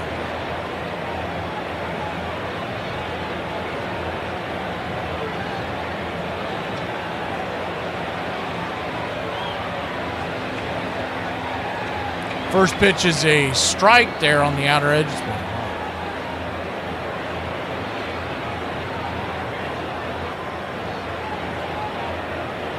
Are we all talking about the Truist Tour? Is the 2-1 count, and we're going to get another challenge. That ball barely touched the zone. Barely. All these are coming from Jonah Heim. Sales said from the onset that he was not going to challenge. And I don't blame him as a pitcher. Your head's moving. All kinds of things are going on there. The catcher has the best perspective. 1-2. Swing. Fouls it away. It's like he said, I'm greedy. I want every strike, and I think everything is a strike. So terrible judging. And I feel like if I was in that position, I'd be the same way. If I was throwing something, I would be going, that's a strike, and then it would come up and you'd look like an idiot, and you go, yeah, it's still a strike. 1-2. Man, busted him inside with the fastball. Just missed, I guess, 2-2. Yeah, John, I remember recommending it to you when I ran into you in Atlanta. I just couldn't remember if you ever said if you enjoyed it or not. Is the 2-2? Good Lord. That wasn't a strike? 3-2? I hate these spring training cameras because you don't get, you're not like right where you're going to be come opening day. And so you think certain things are strikes and they're not necessarily so. The payoff pitch, swing, slaps it down the line, and do it again.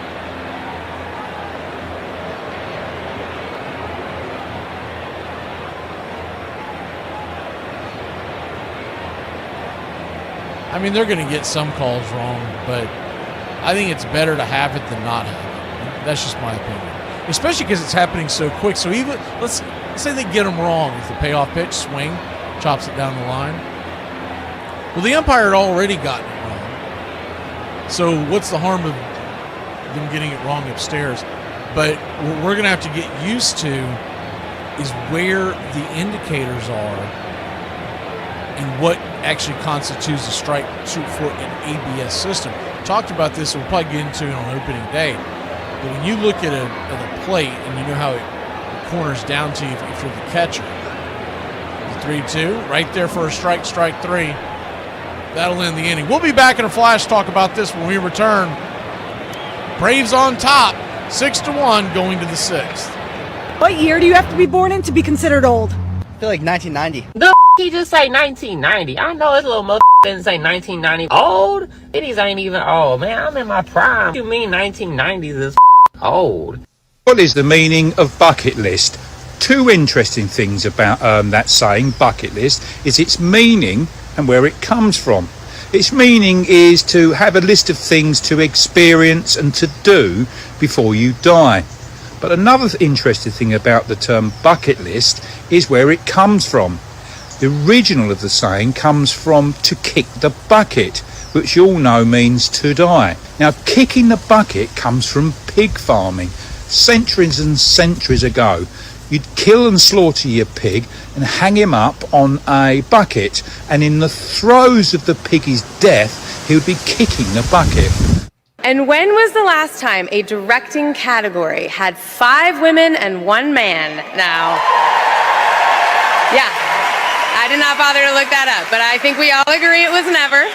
All right, the Emmy goes to Philip Barantini.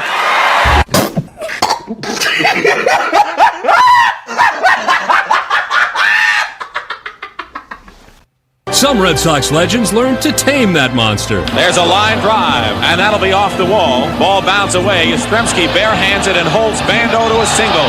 Even opposing players were intrigued by the wall and what went on behind it. Some Boston players like Mike Greenwell and Manny Ramirez were brave enough to venture into the belly of the beast. What's going on?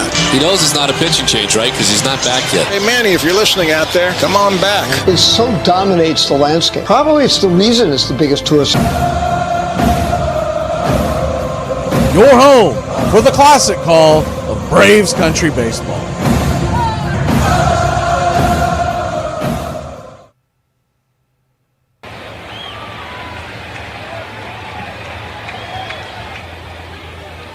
Lefty-lefty matchup now.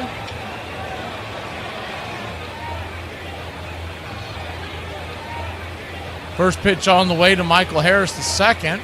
As Garrett Crochet's back out there for another inning of work. Trying to get him through the sixth.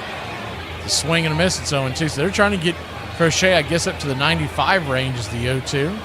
Swing and a miss. We hold on.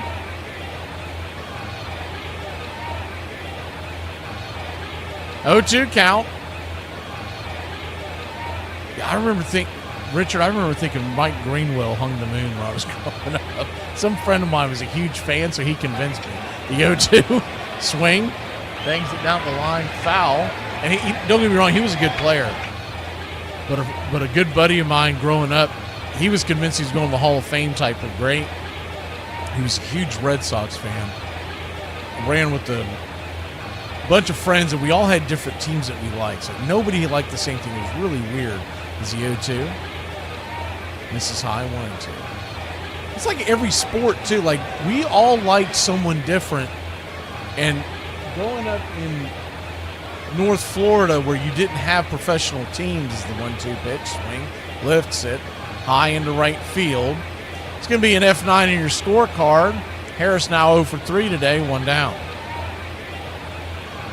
But we all, I guess they just wanted him to get the 1 up, down, and now they're going to go ahead and go to the bullpen.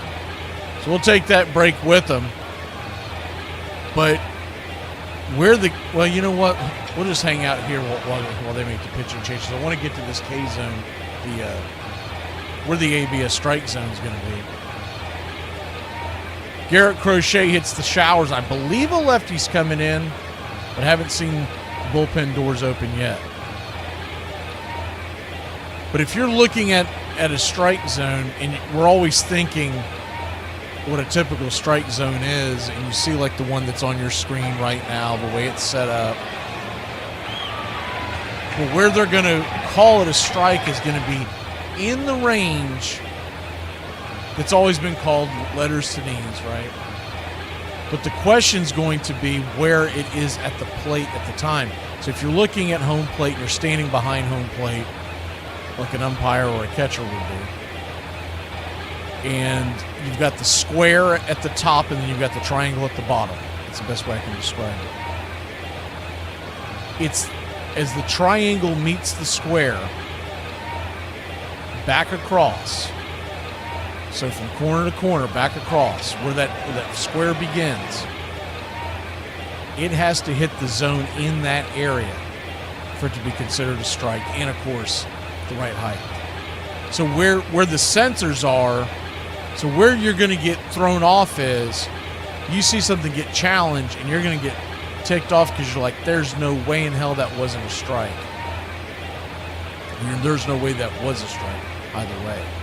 Because we're judging it from as it is being caught usually, because the ball's moving so fast, and the height of the pitch.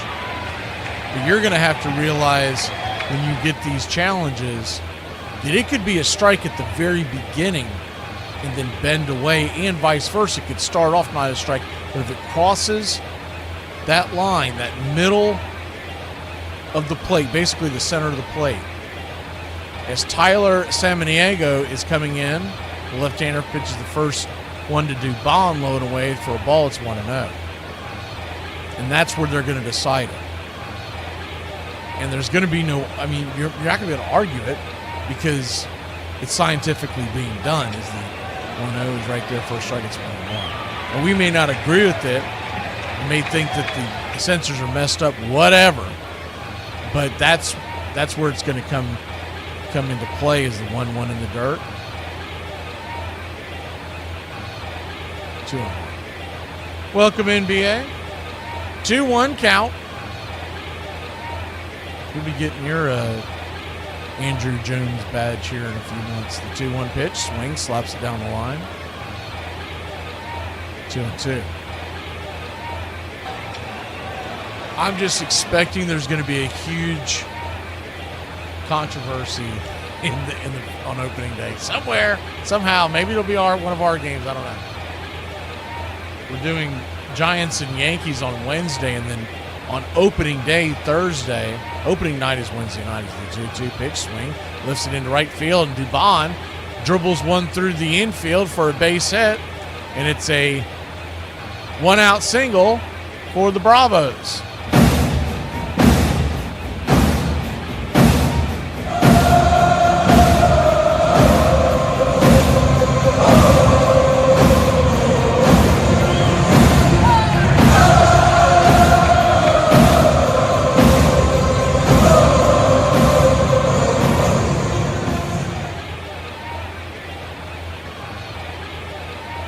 Lefty-righty matchup. First pitch on the way. It's swung on and fouled back out of play. It's a 1.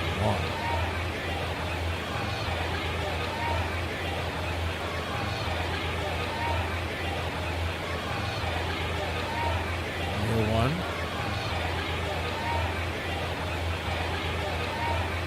Hits it over to short. It's going to be 6, 4-3, inning-ending double play. Azakar, probably the last time we see him this year. He's had a terrible day. We'll be back in a flash. Atlanta leads it 6-1. We go to the bottom of the 6th here in Braves country. Interesting World War I fact. My granddad used to have a guy come down to us every Christmas to spend Christmas with us. And his name was Jock, come from Scotland, original Scottish nickname there. He had a wooden leg, and he injured his leg during the war, during the First World War in about 1915, 1916 or something. He was in a different regiment than Granddad. He said we was okay because we had Captain Noel to look after us. And years later, I had a job for a guy called Captain Trower. And I asked him, have you ever heard of Captain Noel? And he said to me, oh, marvellous chap, absolutely marvellous chap. He used to be a rower at Oxford, don't you know? And I thought, oh, brilliant. And years and years later, I heard on the news that some Victoria Cross medals had been sold at Christie's for a record price, over £1 million. And it's for a guy called Captain Noel Gervais. And I read his story, and it was absolutely fascinating. And the first thing he ever won was something called a military cross. And he got that for staying on the battlefield for 12, 14 hours, rescuing people and patching them up for the medical needs. Now, it's only roughly a year later, his bravery come again. The guy was injured, but he went into no man's land, rescuing soldiers, dragging them back and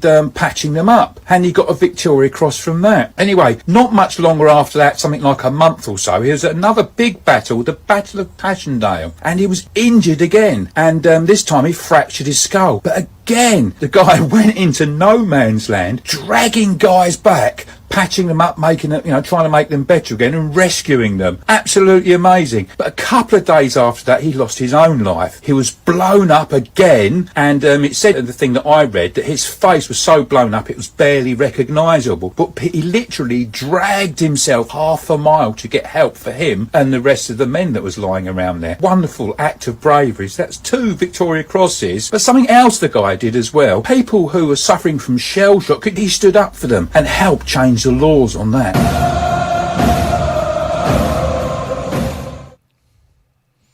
Welcome back. Chris Sale. First pitch for a strike, it's on 1. I don't believe so, Brian.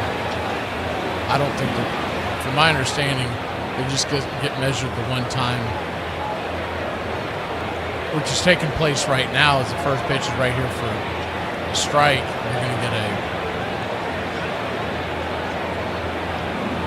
Roman Anthony, the batter, and the ABS challenge shows us that it is a strike. It's 0-2. So Anthony losing Boston's challenge. There's no way that they could be measuring them every day because the players union would have to fit. The 0-2 outside, wide, 1 and 2. They don't even do that in the military. Imagine every single morning wake up. All right, let's go see how tall you are. 1-2 count. Swing and a miss. Strike 3.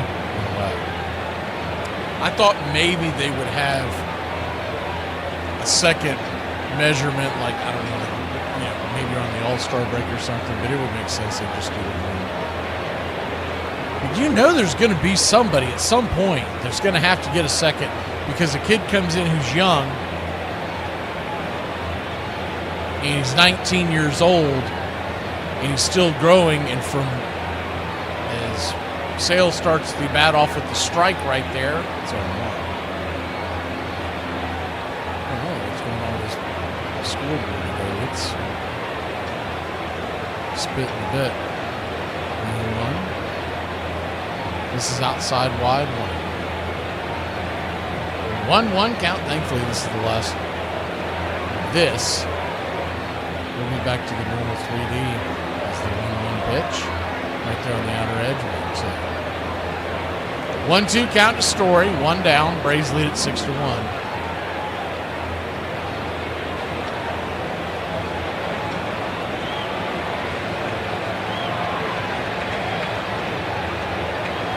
The 2-1 pitch. Chops it over to first. Stepping on the bag. 2 down.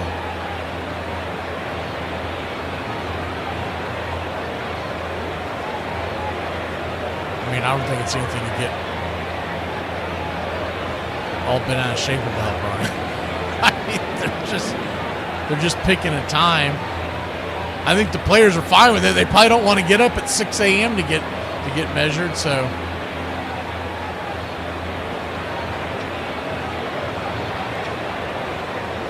Slider's down and in for a ball. It's 1-0. But I can just envision there's going to be somebody, and maybe they have to do some type of thing where they request a second measurement as the 1-0 right there for a strike. It's 1-1. You have a kid that comes up and makes the team out of spring training, and by July or August, because he's 19 years old or whatever, I know it's not going to happen very often, but he's still growing. Swing and miss, it's 1-2, and you could tell the difference. Then I could see them being able to appeal and say, "Can we get a second measurement?" I just don't think it's going to be required. 1-2 count. Swing, pops it back foul. Do it again. But when we were talking about the Bregman thing, where he started out at 6'1", and now in 2026 he's now being logged in correctly at 5'10". Someone took that, quote tweeted it, and said he's going to be the size of Jose Altuve by the time he retires. 1-2 count. Fastball just misses the zone 2-2. I always thought it was odd that he had the kind of power he did, because you could just tell he was not a very tall guy. And every time he carried his bat, it was kind of like the Ozzie Albies thing. Where you're like, man, that bat looks too big for him. He could. Man, Bregman can bring it. 2-2, swing and a miss, strike 3. That'll end the inning, and we will head to break. We'll be back in a flash here on the BCR Radio Network. 6-1, Atlanta with the lead. I just found out when 2 people make love, it's called a twosome. And when 3 people make love, it's called a threesome. Now I understand why they call me handsome. Showing your true colours. Where does that one come from? Well, it's a nautical term. Colours are the names for ships' flags. And in the 1600s, they'll be battling each other on the seas, blasting each other with cannons. And but what they would do, some ships would approach with a different country's flag upon it. So they think, oh, this is Mr. Friendly, but it's not. It was either someone from another country or a pirate or something. So they made the law that all ships must carry their own colours and must display their own colours. So you had to show the truth. The doctor said you can't have no more coffee. Man, the doctor. Kiss my ass. Y'all, I'm in the break room. I'm trying to help my coworker find a Hot Pocket that I ate this morning, but he real mad. I'm scared to tell him I hate it. I need every guy that drinks beer to chime in on this one. What's an acceptable amount to drink a day? But not all the changes Yaki made to Fenway Park were structural. Yaki also hired 2 men who would give Fenway its distinct personality. He brought organist John Kiley on board in 1953, and 14 years later, he hired Sherm Feller and his unmistakable voice to be the public address announcer for the Fens. Good afternoon, ladies and gentlemen. Welcome to Fenway Park. I mean, they had Sherm Feller was the PA announcer who would do things like now hitting for Texas number O, correction, number 0, Al Oliver. One of the finest defensive outfielders in the American League. Number 24, Dwight Evans. He was part of the legend. Thank you for hyping and subscribing to BCR, your home for radio baseball. Greg Weiser coming in for the Boston Red Sox. Saw him in the WBC. Righty-lefty matchup as the first pitch on the way. Macias is in for Eli White. 2-1. Connor Wong is in to catch now for the Boston Red Sox. 6-1 Atlanta. And 1. This is outside 1.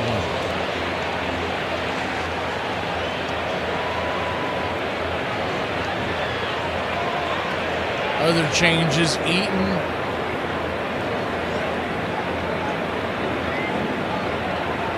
is in for Contreras as the pitch down and in, ball 2-2. Long is behind the plate. The 2-1 pitch, swing. Hammers it foul, 2-2. So guys, but you can tell the ladies nowadays, if they try to judge your size, you say, well, technically, you're going to have to measure me between 10 hands and 9. It's science. I don't want to get into the 2-2. Down and away, 3-2.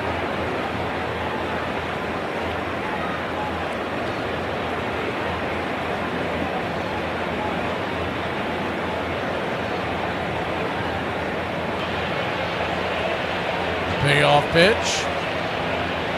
Weiser brings it, swings, slaps it foul. We'll do it again.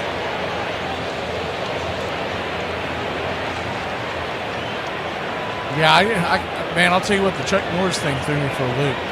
We just saw him a few weeks ago doing some kind of karate video. The payoff pitch, swings, slaps it away. We'll do it again. Plans for today, I'm going to try to hang out with the dogs and watch the tournament. That's the goal. 3-2 count. One of the few less sporting events I get to dive into before it all breaks loose for us here. The 3-2 swing and a miss, strike 3. One away.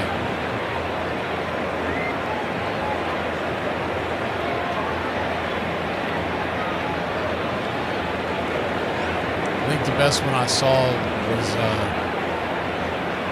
Death just had a near Chuck Norris experience.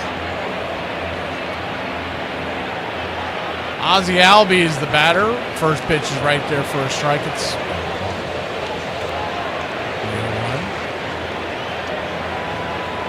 Bruce Lee got kicked in the face just moments after he passed. 0-1. Outside wide, 1-1. 1-1 count.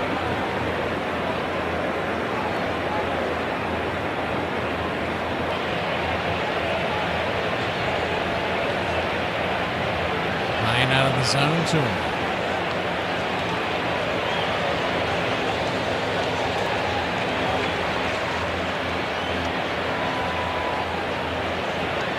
Braves 6, Red Sox 1.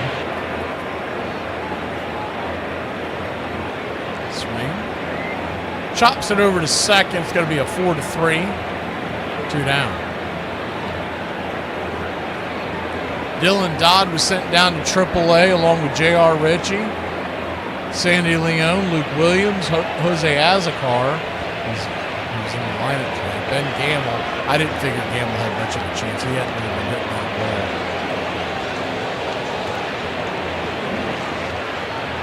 Still curious to see what happens here with the Dominic Smith thing, because the problem with Smith is the first pitch on the way is up top for a strike. It's over one. He plays a position where the guy who plays first never takes a day off. You never pinch hit for him. You could DH him, but it's not that great of a bat. One right there at the knees. It's over 2. But when you consider what they could possibly scoop up off the waiver wire the next few days, Dominic Smith may just be a footnote where we go, man, remember when he was with us in the spring? Because, I mean, that happens all the time with teams. The 0-2, swing, slices it away. Do it again. Dylan Dodd, I honestly think that is just trying to set up for him to be long-term in the pen later in the year. Probably going to give him some rest so that he's ready to roll, keep him stretched out so that when they have an opportunity to bring him up, he's not worn down by the season as the 0-2 misses out of the zone. So let me hit that real quick as far as what's being projected right now.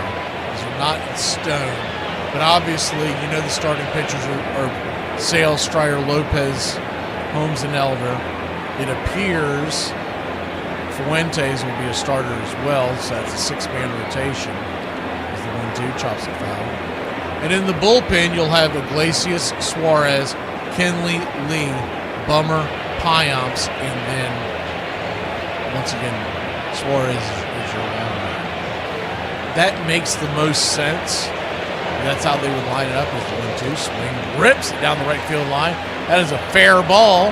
And it's a 2-out single for Matt Olson and your Atlanta Braves.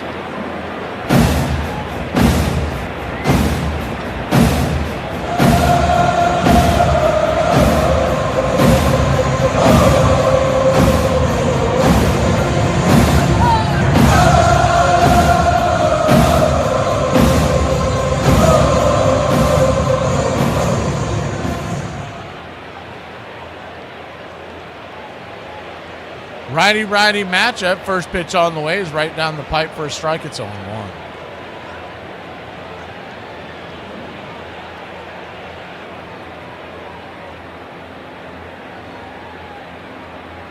The 0-1.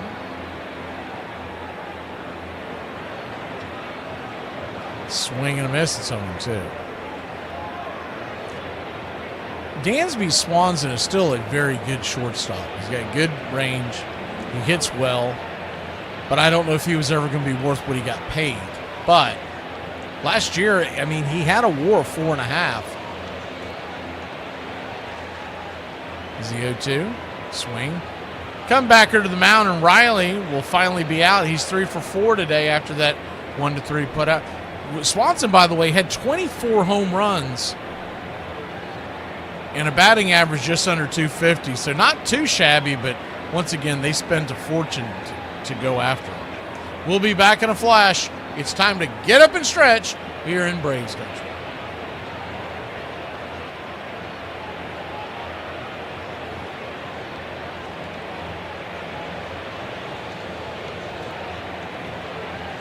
All right. I can't see you. Let me hear you. All right. 1, 2, 3. We out to the ball game. Hey, we out to the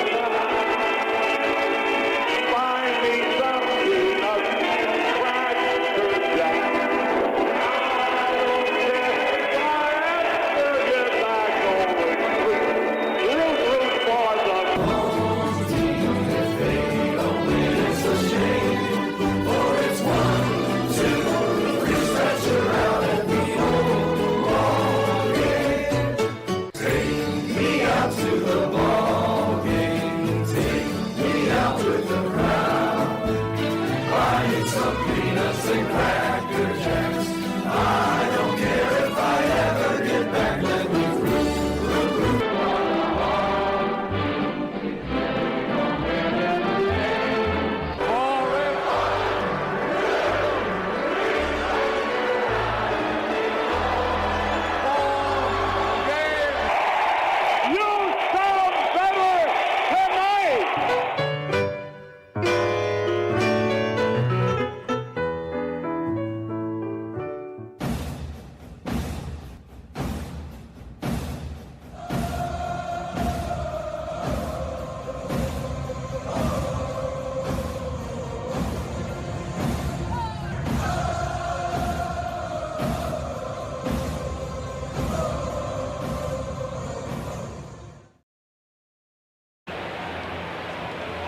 Welcome back.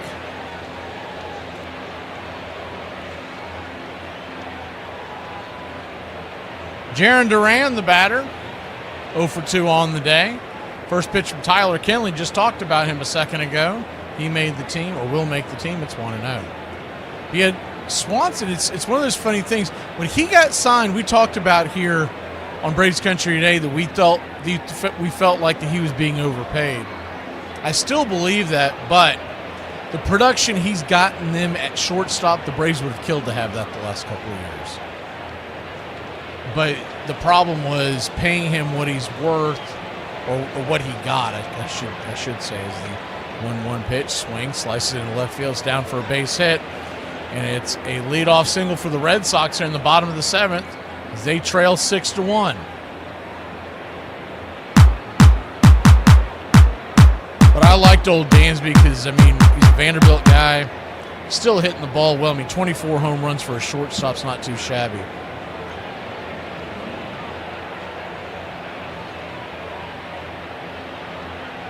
What was his OPS last year? Well, that's 717, so I mean, solid. First pitch is right there for a strike. It's a home run. But when you consider how long that, if memory serves me correct, let me look it up before I just guess. I'm trying to remember when that thing ends.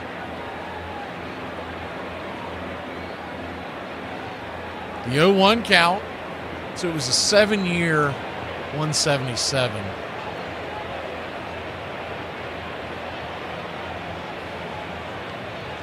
The 0-1 swing, fouls it away. It's 0-2.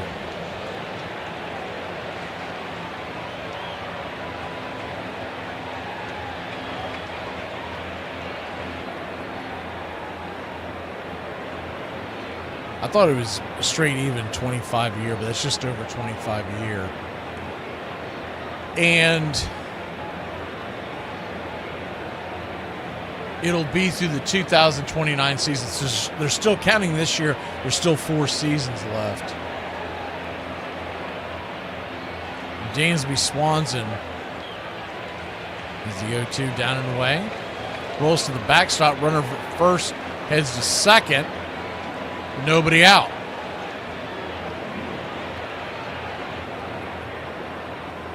So he'll be 36 years old when that contract ends. And when we were covering it here on the channel, that was one of my biggest talking points, was that I just did not believe that he was going to be worth that in the end. As the 1-2 pitch, swing, fouls it straight back. We'll do it again. And look, time will tell, but you get a shortstop who's, it's not this year, it's the last 2 years of that contract. When he's 35, 36 years old, so he's still going to have that pop in his bat, or his knee's going to start to give, because he's not really a guy that you want as a DH. You want that defense for a true contender. The 1-2, down and away, 2-2. And gone are the days where the Cubs are just trying to keep their head above water just so that they can sell out the bleachers in Wrigley. They're trying to compete. And that was always my question mark. So, for instance, if the Braves were doing that, the 2-2 knocks it down and foul, will do it again. One thing I will say, in the defense, if we would have signed Dansby Swanson, We wouldn't have had that money to throw away on jerks and Profar the last 2 years. 2-2 count.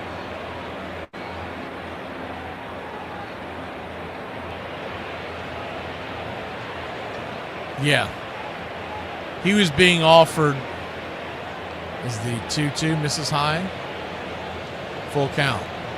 I don't think it was quite 7. I thought it was, for some reason, I thought the biggest thing that he got, for some reason, I thought it was 5 for 125, but I could be misremembering that. John is 3-2. Pops it up high in the sky. And coming in, making the catch in left field as we have a substitution out there. It's Kilpatrick. Wise leaves it short.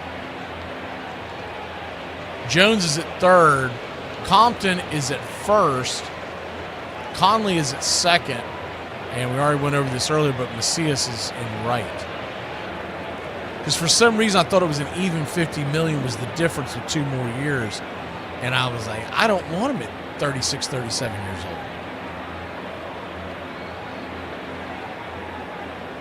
Righty-righty matchup. First pitch on the way for a strike on the outer edge.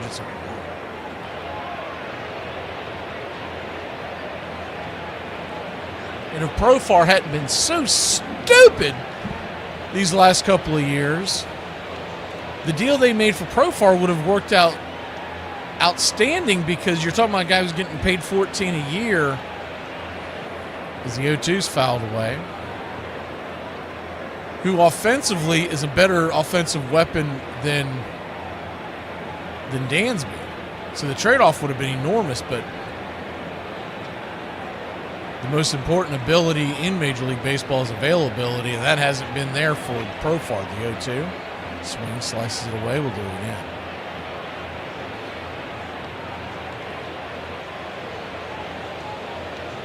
Hey, Uncle Charlie, welcome to the chat.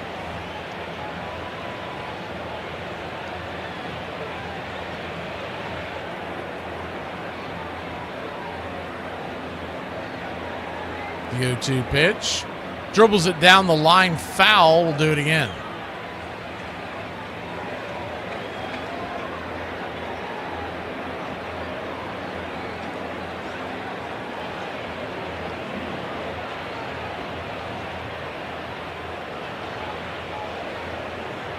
And, and remember something with the whole Dansby Swanson thing is runner at second, 1 out, the 0-2 pitch, swing, lifts that, fouling out of play, left field side. Monasterio 1 for 2 on the day. But the other factor was not only were they going to be making a little more money, because still got to take into consideration how much you get taxed in Illinois and in Chicago. I mean, it's brutal. But his wife is from Chicago, so she had lived in Atlanta all these years, and he was just kind of trading places. The 0-2 pops it back foul, 94 miles an hour. So I can understand that on the human level that he, I believe she still plays professional soccer up there, so he was trying to get her to have a chance to be around her family for once. And he's looking at it as they did make more scratch in the end, but I still feel like if he takes the Braves offer at 5 for 125, even though he loses 2 years, he would have made more in those 5 years because of the tax purposes. And then you still hit the free agency market again. So it's not totally wiped out of it. Is the 1-2 swing and a miss, strike 3, 2 down. And there's still something to be said for the guy who stays with his team that he's won a championship with and puts money into his community, but also starts opening businesses with his name on it. I talked about this for years when I was just doing sports talk radio. But when Glavine is the first pitch on the way is outside for a strike to Abreu, it's 0-1. When Glavine left for just a couple of bags of pennies to go to New York over Atlanta, what he missed out on at that time period is the 0-1 pitch, swing, slices it foul, it's 0-2. Putting money back into the area, and just like John Elway had done in Denver, but just, Tom Glavine Chevrolet, Tom Glavine Ford, Tom Glavine Steakhouse, whatever you want to do. You have an opportunity to make a ton of money in that area. You can't really go into a new city where they don't really, you're not one of their guys yet. The 0-2. Swing, pops it up. High in the sky, that should end the inning. F5 on your scorecard as Jones makes the catch, and we'll head to the 8th. 8th inning. This will be the last time you see the 8th inning this way. That's changing too. We'll be back in a flash. 8th inning we go. It's 8-ball time here on the BCR.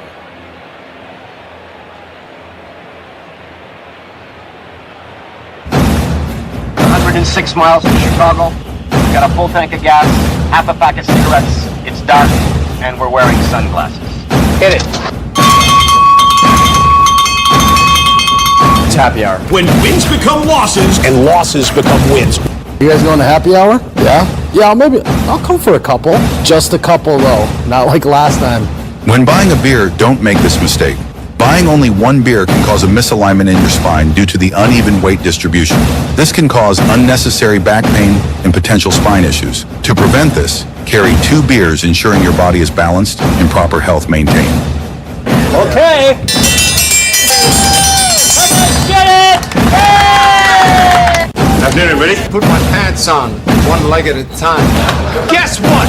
I got a fever, and the only prescription is no... Ladies and gentlemen, we interrupt our program of dance music to bring you a special bulletin from the Intercontinental Radio News. You're in Braves country. Pregame. Salute.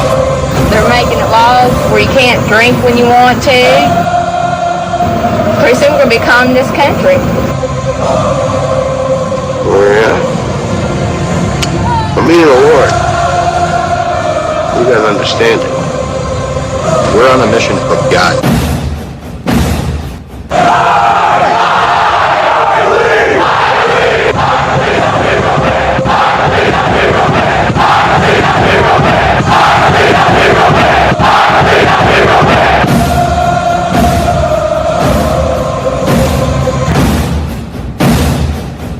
If you want to stop me, you're gonna have to kill me!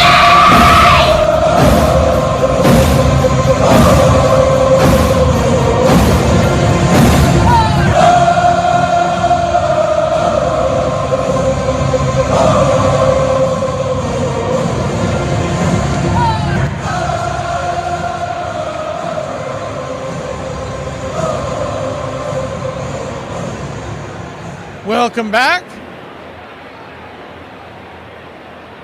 6-1 Atlanta leads. Boston Red Sox. Jonah Heim lead us off. First pitch.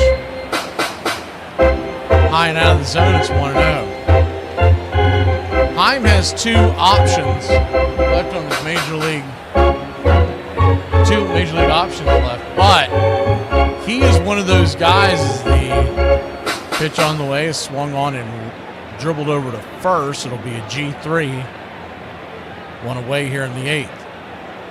He is one of those guys who's been in the league over 5 years, and he can opt for free agency if he does not want to stay with the Braves when Sean Murphy comes back. So that'll be up to him.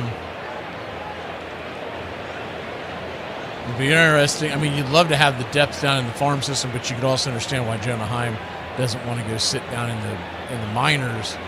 He's been a major league catcher for the last several years, won a World Series for the Texas Rangers. The pitch on the way is down and in for a strike to Kyle Farmer. It's 0-1. The 0-1.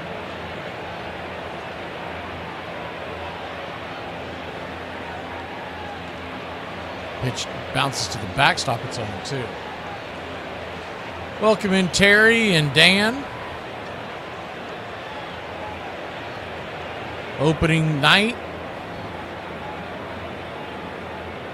Wednesday night, Giants and Yankees will have that at 8 o'clock Eastern, and then a doubleheader Thursday, Red Sox and Reds at 4 o'clock as pitch is inside. Taken for a ball.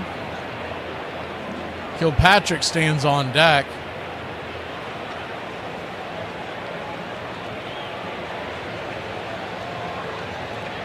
The 1-2. Caught looking strike 3. Right there on the outer edge.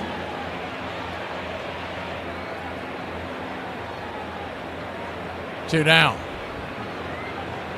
Later on that night on opening day on Thursday, you got Cleveland at Seattle, and then we've got the Braves opening game on Friday night, 7:15. We'll come on the air for pregame at 6 o'clock Eastern. And, of course, we'll bring you all 162 games of the Atlanta Braves this year. The pitch is chopped down the first baseline. Tommy Conley, by the way, is in for the Boston Red Sox. They picked him up off of waivers the other day. 0-1.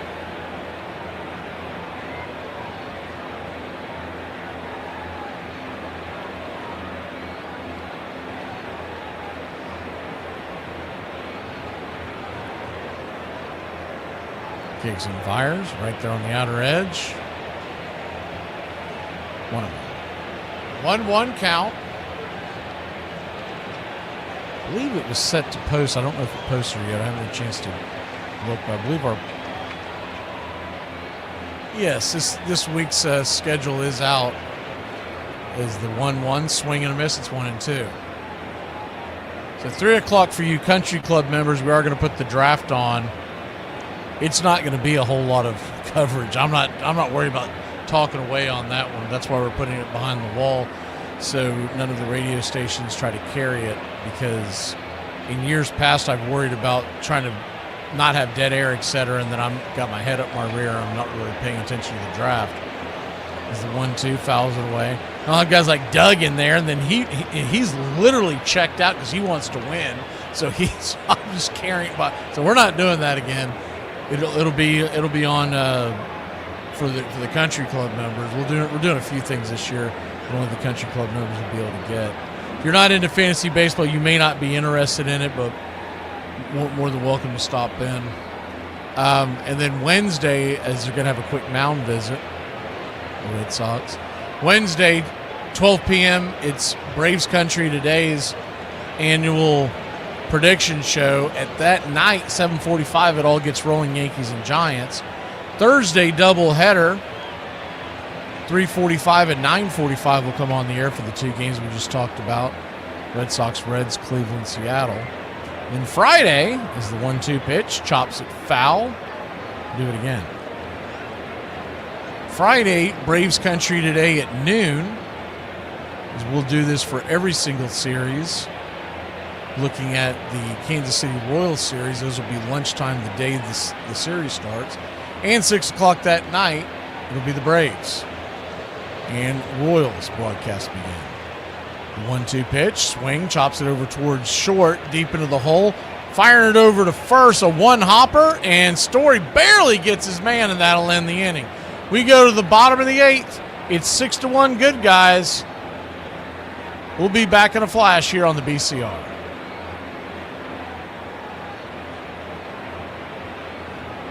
My ideal man doesn't play the drums, doesn't stay late at the bar, does what he says and says what he does not get a fancy lawyer that the other person can't afford if things get weird. Basket case. Where does that saying come from? Comes from France and guillotine days. You'd be lying there on the guillotine, the blade would come down, chop your head off, and your head would end up in a basket. Hence the term basket case. I don't know if I really want a divorce or I'm about to start my period, but I swear to you, has the man never heard of breathing through your nose? See? It's not that hard. God! Ugh.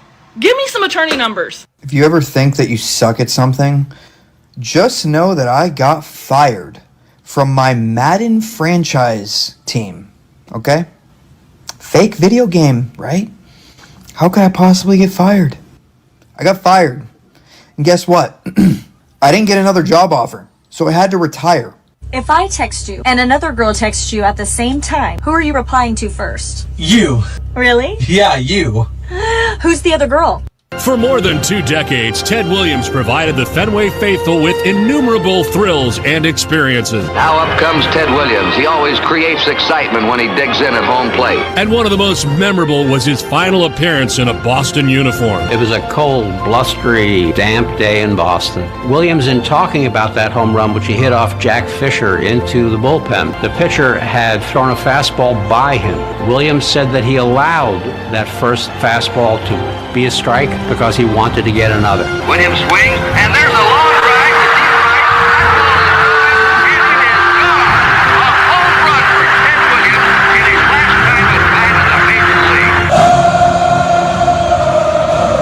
Welcome back. 4-seam fastball from Dylan Lees right there for a strike to start the bottom of the 8th. It's 0-1. Hunter Wong, the batter, number 9 hitter. The 0-1 pitch is lifted into center field. Wind's blowing in pretty hard out there in center. Underneath it, making the easy catch, is Azakar as he transitioned from left to center as Kilpatrick takes over left. No way. Yes, John, she did jinx the 25 Braves.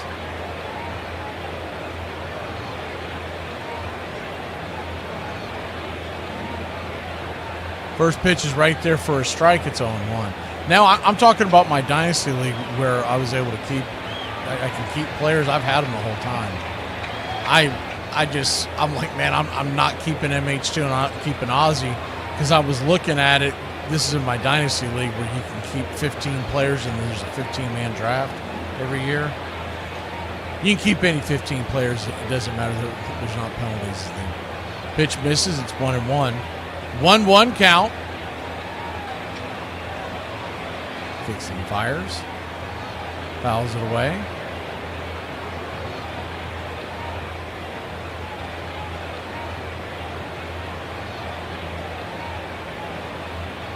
But I got rid of Ozzy and MH2 because I still have Drake, Olsen, and Acuna. If you keep those other two, you're talking about half your lineup. It's Braves. It's the 1-2. Fouls it away. There's a couple of things. A, when they're just not hitting well, they scored nothing or 1 or 2 runs, your team spits the bit that day. But also, what about when you only play 5 games in a week or when there's a rain out? I mean, I was like, man, I'm tired of going down with the ship because just inherently I want to draft Braves as the 1-2. Fouls it down the line. Do it again. So this year in our Dynasty draft, spoiler alert, I'm not getting a bunch of Braves. I'm just not going to do it. I'm hoping if I steer clear of them, they'll have. It won't put me in 2 bad moods in the same day, right? A, you lost, and B, your fantasy team's in a stinker. The 1-2 fouls it back. We'll do it again. Yeah, I had more than that, John. I had 7 Braves at one point, and I was like, this has got to come to an end. Remember I had Smurf at one point last year, the 1-2. Bangs it over towards short. 6-3 on the put out, and 2 down.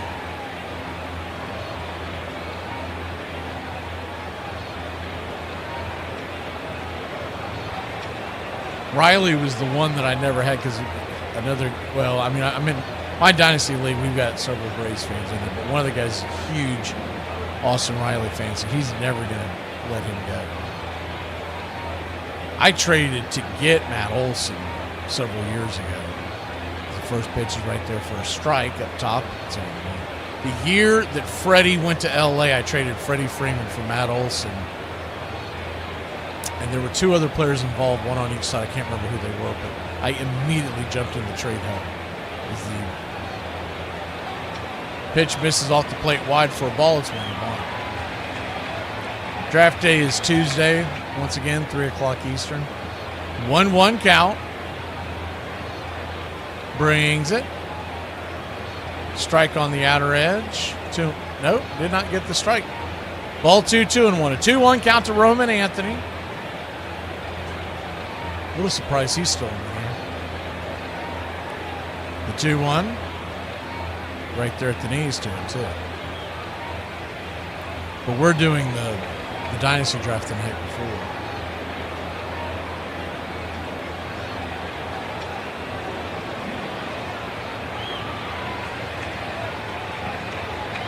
Yeah, I wanted it in the middle of the day. I didn't want it where it was going to interfere with anybody's.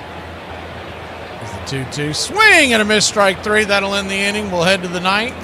And we still have one more slot open. If you want to join, let us know. If not, I'm going to open it to the public after the game. Braves lead it 6-1. We go to the 9th inning.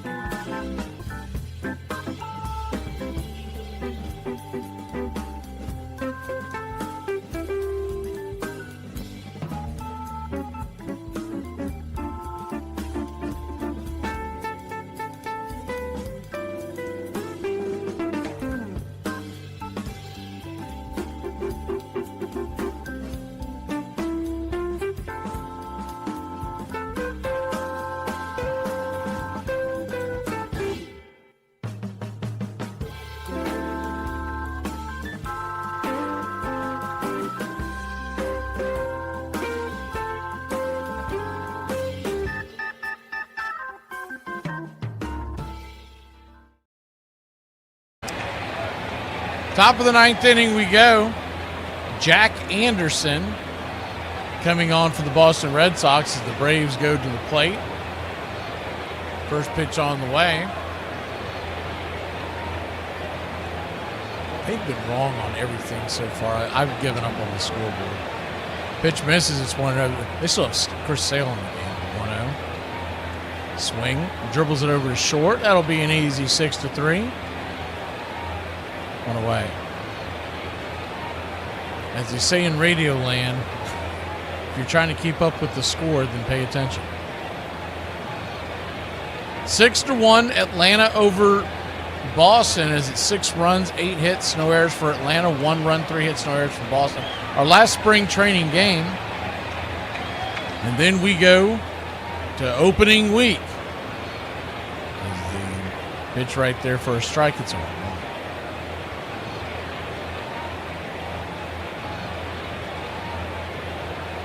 The 0-1 count. Lifts it into right field. That should get down. It does. And Azakar has had a really bad day at the plate. Gets himself a base hit, so that'll put a smile on his face as he starts packing for, I'm assuming, AAA. I think that's what I saw. It's either AAA or AA. He's already been optioned back.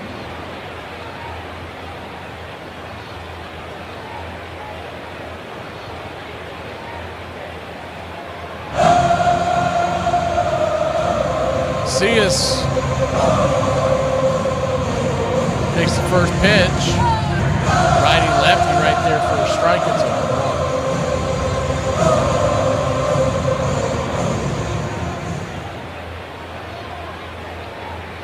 0-1.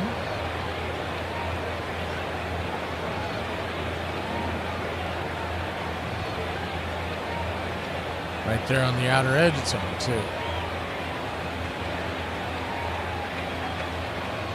0-2 count.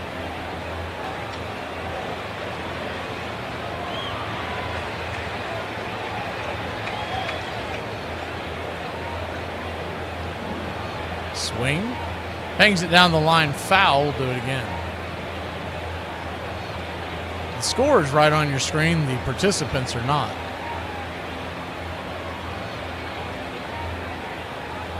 Top of the ninth. Someone just threw a bunch of sunflower seeds at Roman Anthony in the dugout as he's on an interview with Nesson. The 0-2 pitch misses high. 1-2.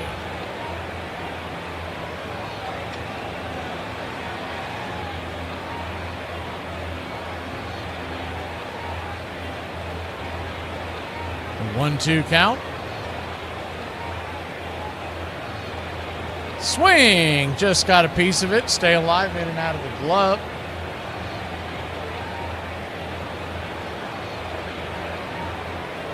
They have 2 outs on the screen. I don't believe that's accurate.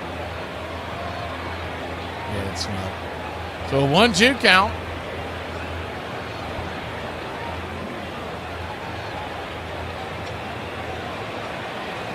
Ball's lifted into center field. That's down for a base hit. First and second, 1 out. I'm hoping with the new television deal and whatnot, they're going to get better folks running the production side of the Braves ball games, but I highly doubt it. We haven't seen any improvement over the spring training. It might become a thing maybe by next year, but I'm just assuming this year it's going to be putting lipstick on a pig. First pitch is outside, high and out in the zone. To Conley, the batter. It's 1-0. 1-0.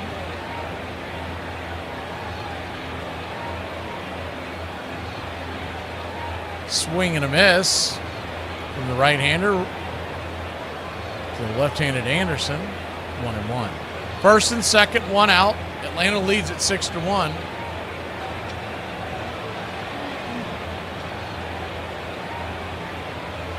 One pitch, swing, lifts it into center field. Drifting back, making the catch.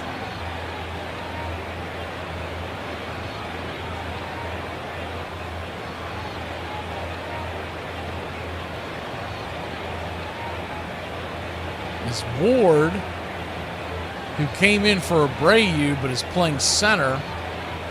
Sykes is over and right, who came in for Graham. I'm sure all y'all are just jotting that down because there's great importance of this right now.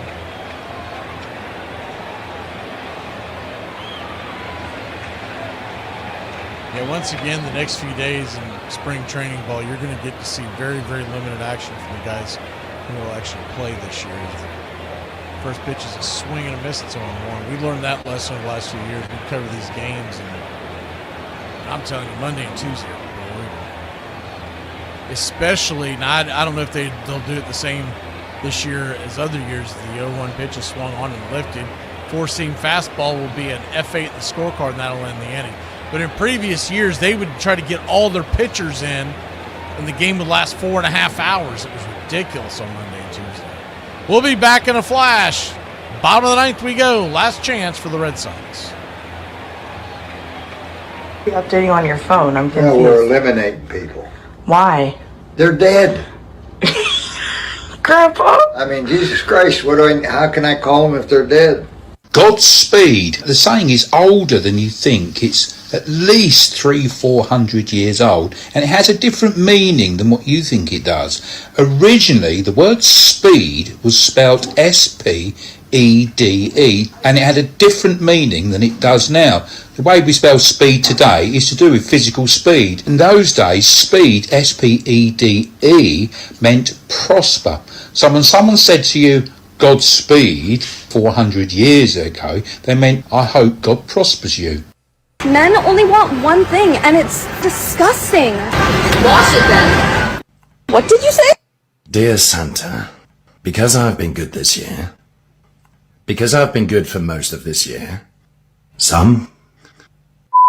I'll buy it myself.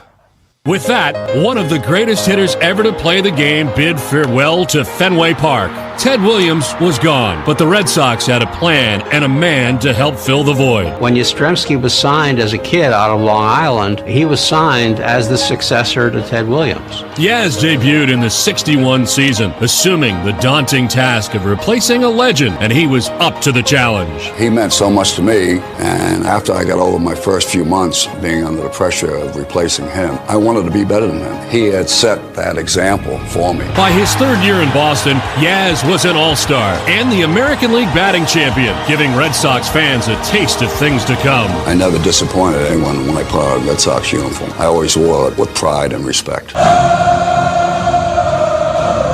Pull up a chair and grab a cold. Braves Country Radio, your home for the classic call, Radio Baseball. Welcome back. Bottom of the ninth. 6-1 Atlanta. McDonough's on the mound. The right-hander fires a pitch to Gasper. It's 0-1. The 0-1. Swing and a miss. It says 92 miles an hour. That ball's exploding out of his hand. 1-2. It's either that or Mickey Gasper, 30-year-old from Merrimack, New Hampshire, has an extremely slow bat. The 0-2 pitch, swing, laces it into center field. That's down for a base hit, and it's a leadoff single for the Boston Red Sox.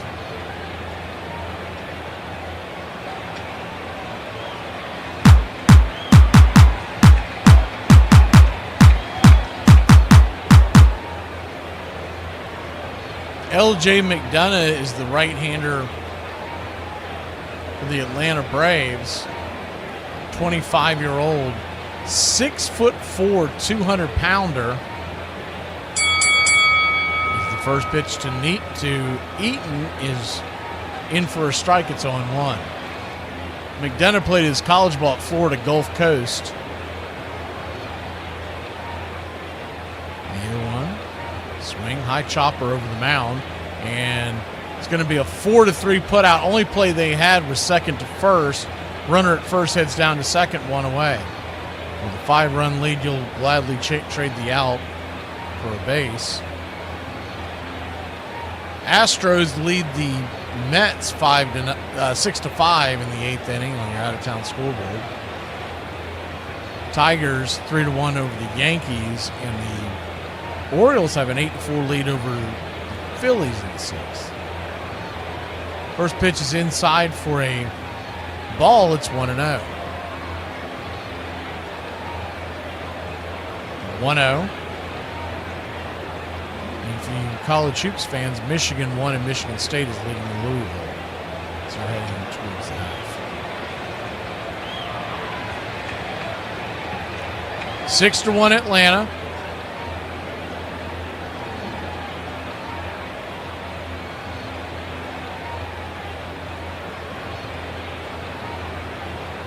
The 2-0, way outside wide, 3-0, 95 miles an hour.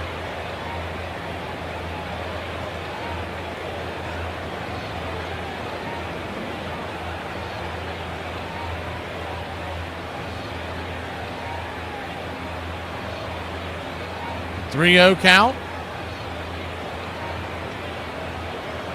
Down and away, ball 4, so he'll head on down to first.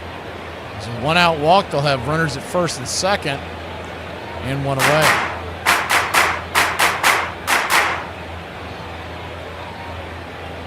That opening day matchup of Red Sox, we originally, one of the reasons why we picked it was because the idea would be Crochet versus Hunter Green, but Green is going to start the season on the IL, which is disappointing to Reds fans, I know, but it's still going to be a fun matchup.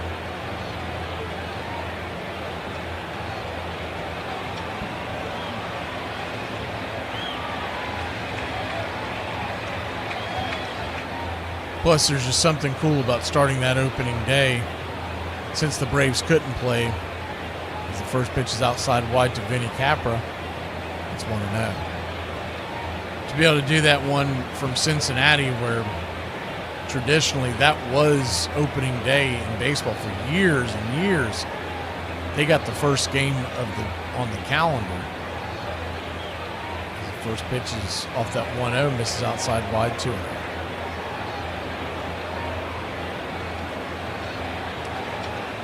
No, I don't know. I want a different. McDonough's from Lansing, Michigan, but that's the Brave. You were asking about the player. Who was it? Gasper? Yeah, he's from Merrimack, New Hampshire. 2-1 count. Played his college ball at Bryant. He was drafted by the Yankees in 2018, back when they had 27 rounds. The 2-1 bangs it foul to him, too.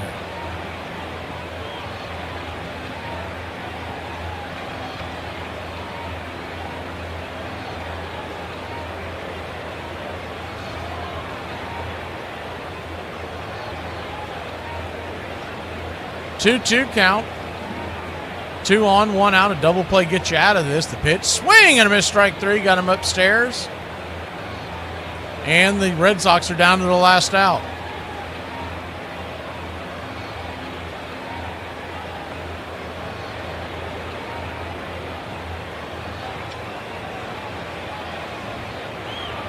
I haven't seen a cloud in the sky here today. Beautiful day for a ball game here at the Red Sox little Fenway. As the first pitch is right there at the knees, it's on 1.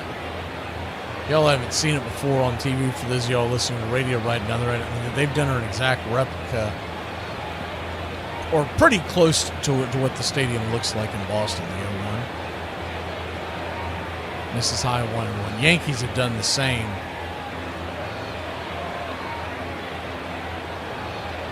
Cubs have done a pretty good job in Arizona trying to replicate Wrigley Field. 1-1 count. Right there, down Main Street, 94 miles an hour, 1-2. Red Sox down to their last strike. Yes, it is, Rich. As soon as I get this last call in, that's where I'm heading to. I'm heading to the fridge.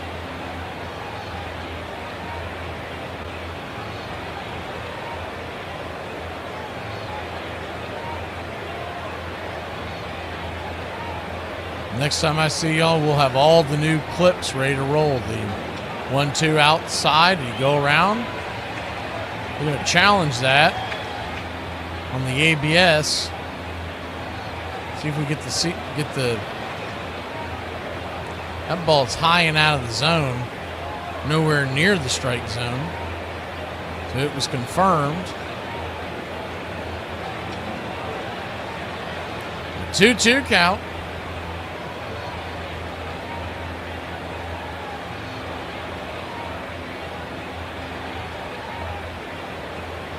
Pitch, swing, fouls it away.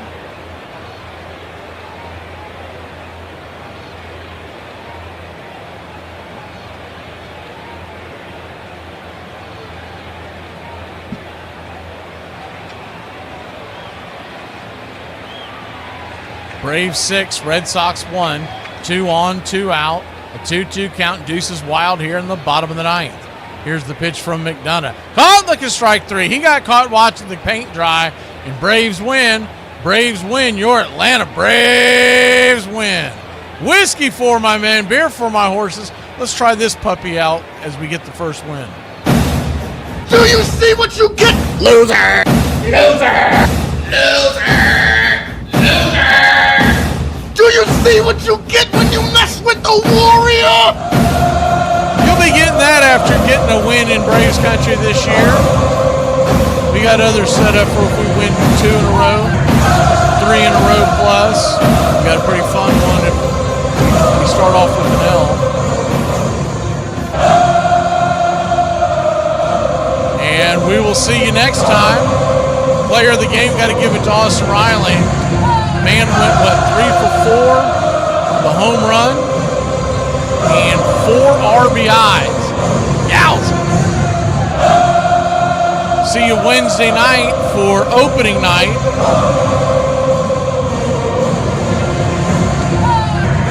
And doubleheader on Thursday, opening day. Don't forget that on Wednesday, noon Eastern is going to be lunchtime, Braves Country, on Braves Country Today. We'll do our prediction show, and Friday's Braves Country Day, that'll be the first one where we go into the entire series of Kansas City Royals who are coming to town. Y'all have a great one, and excited to bring you another good season here for Braves Country Baseball. A lot of new stuff that we're going to have unveiling on opening week. We'll see you then.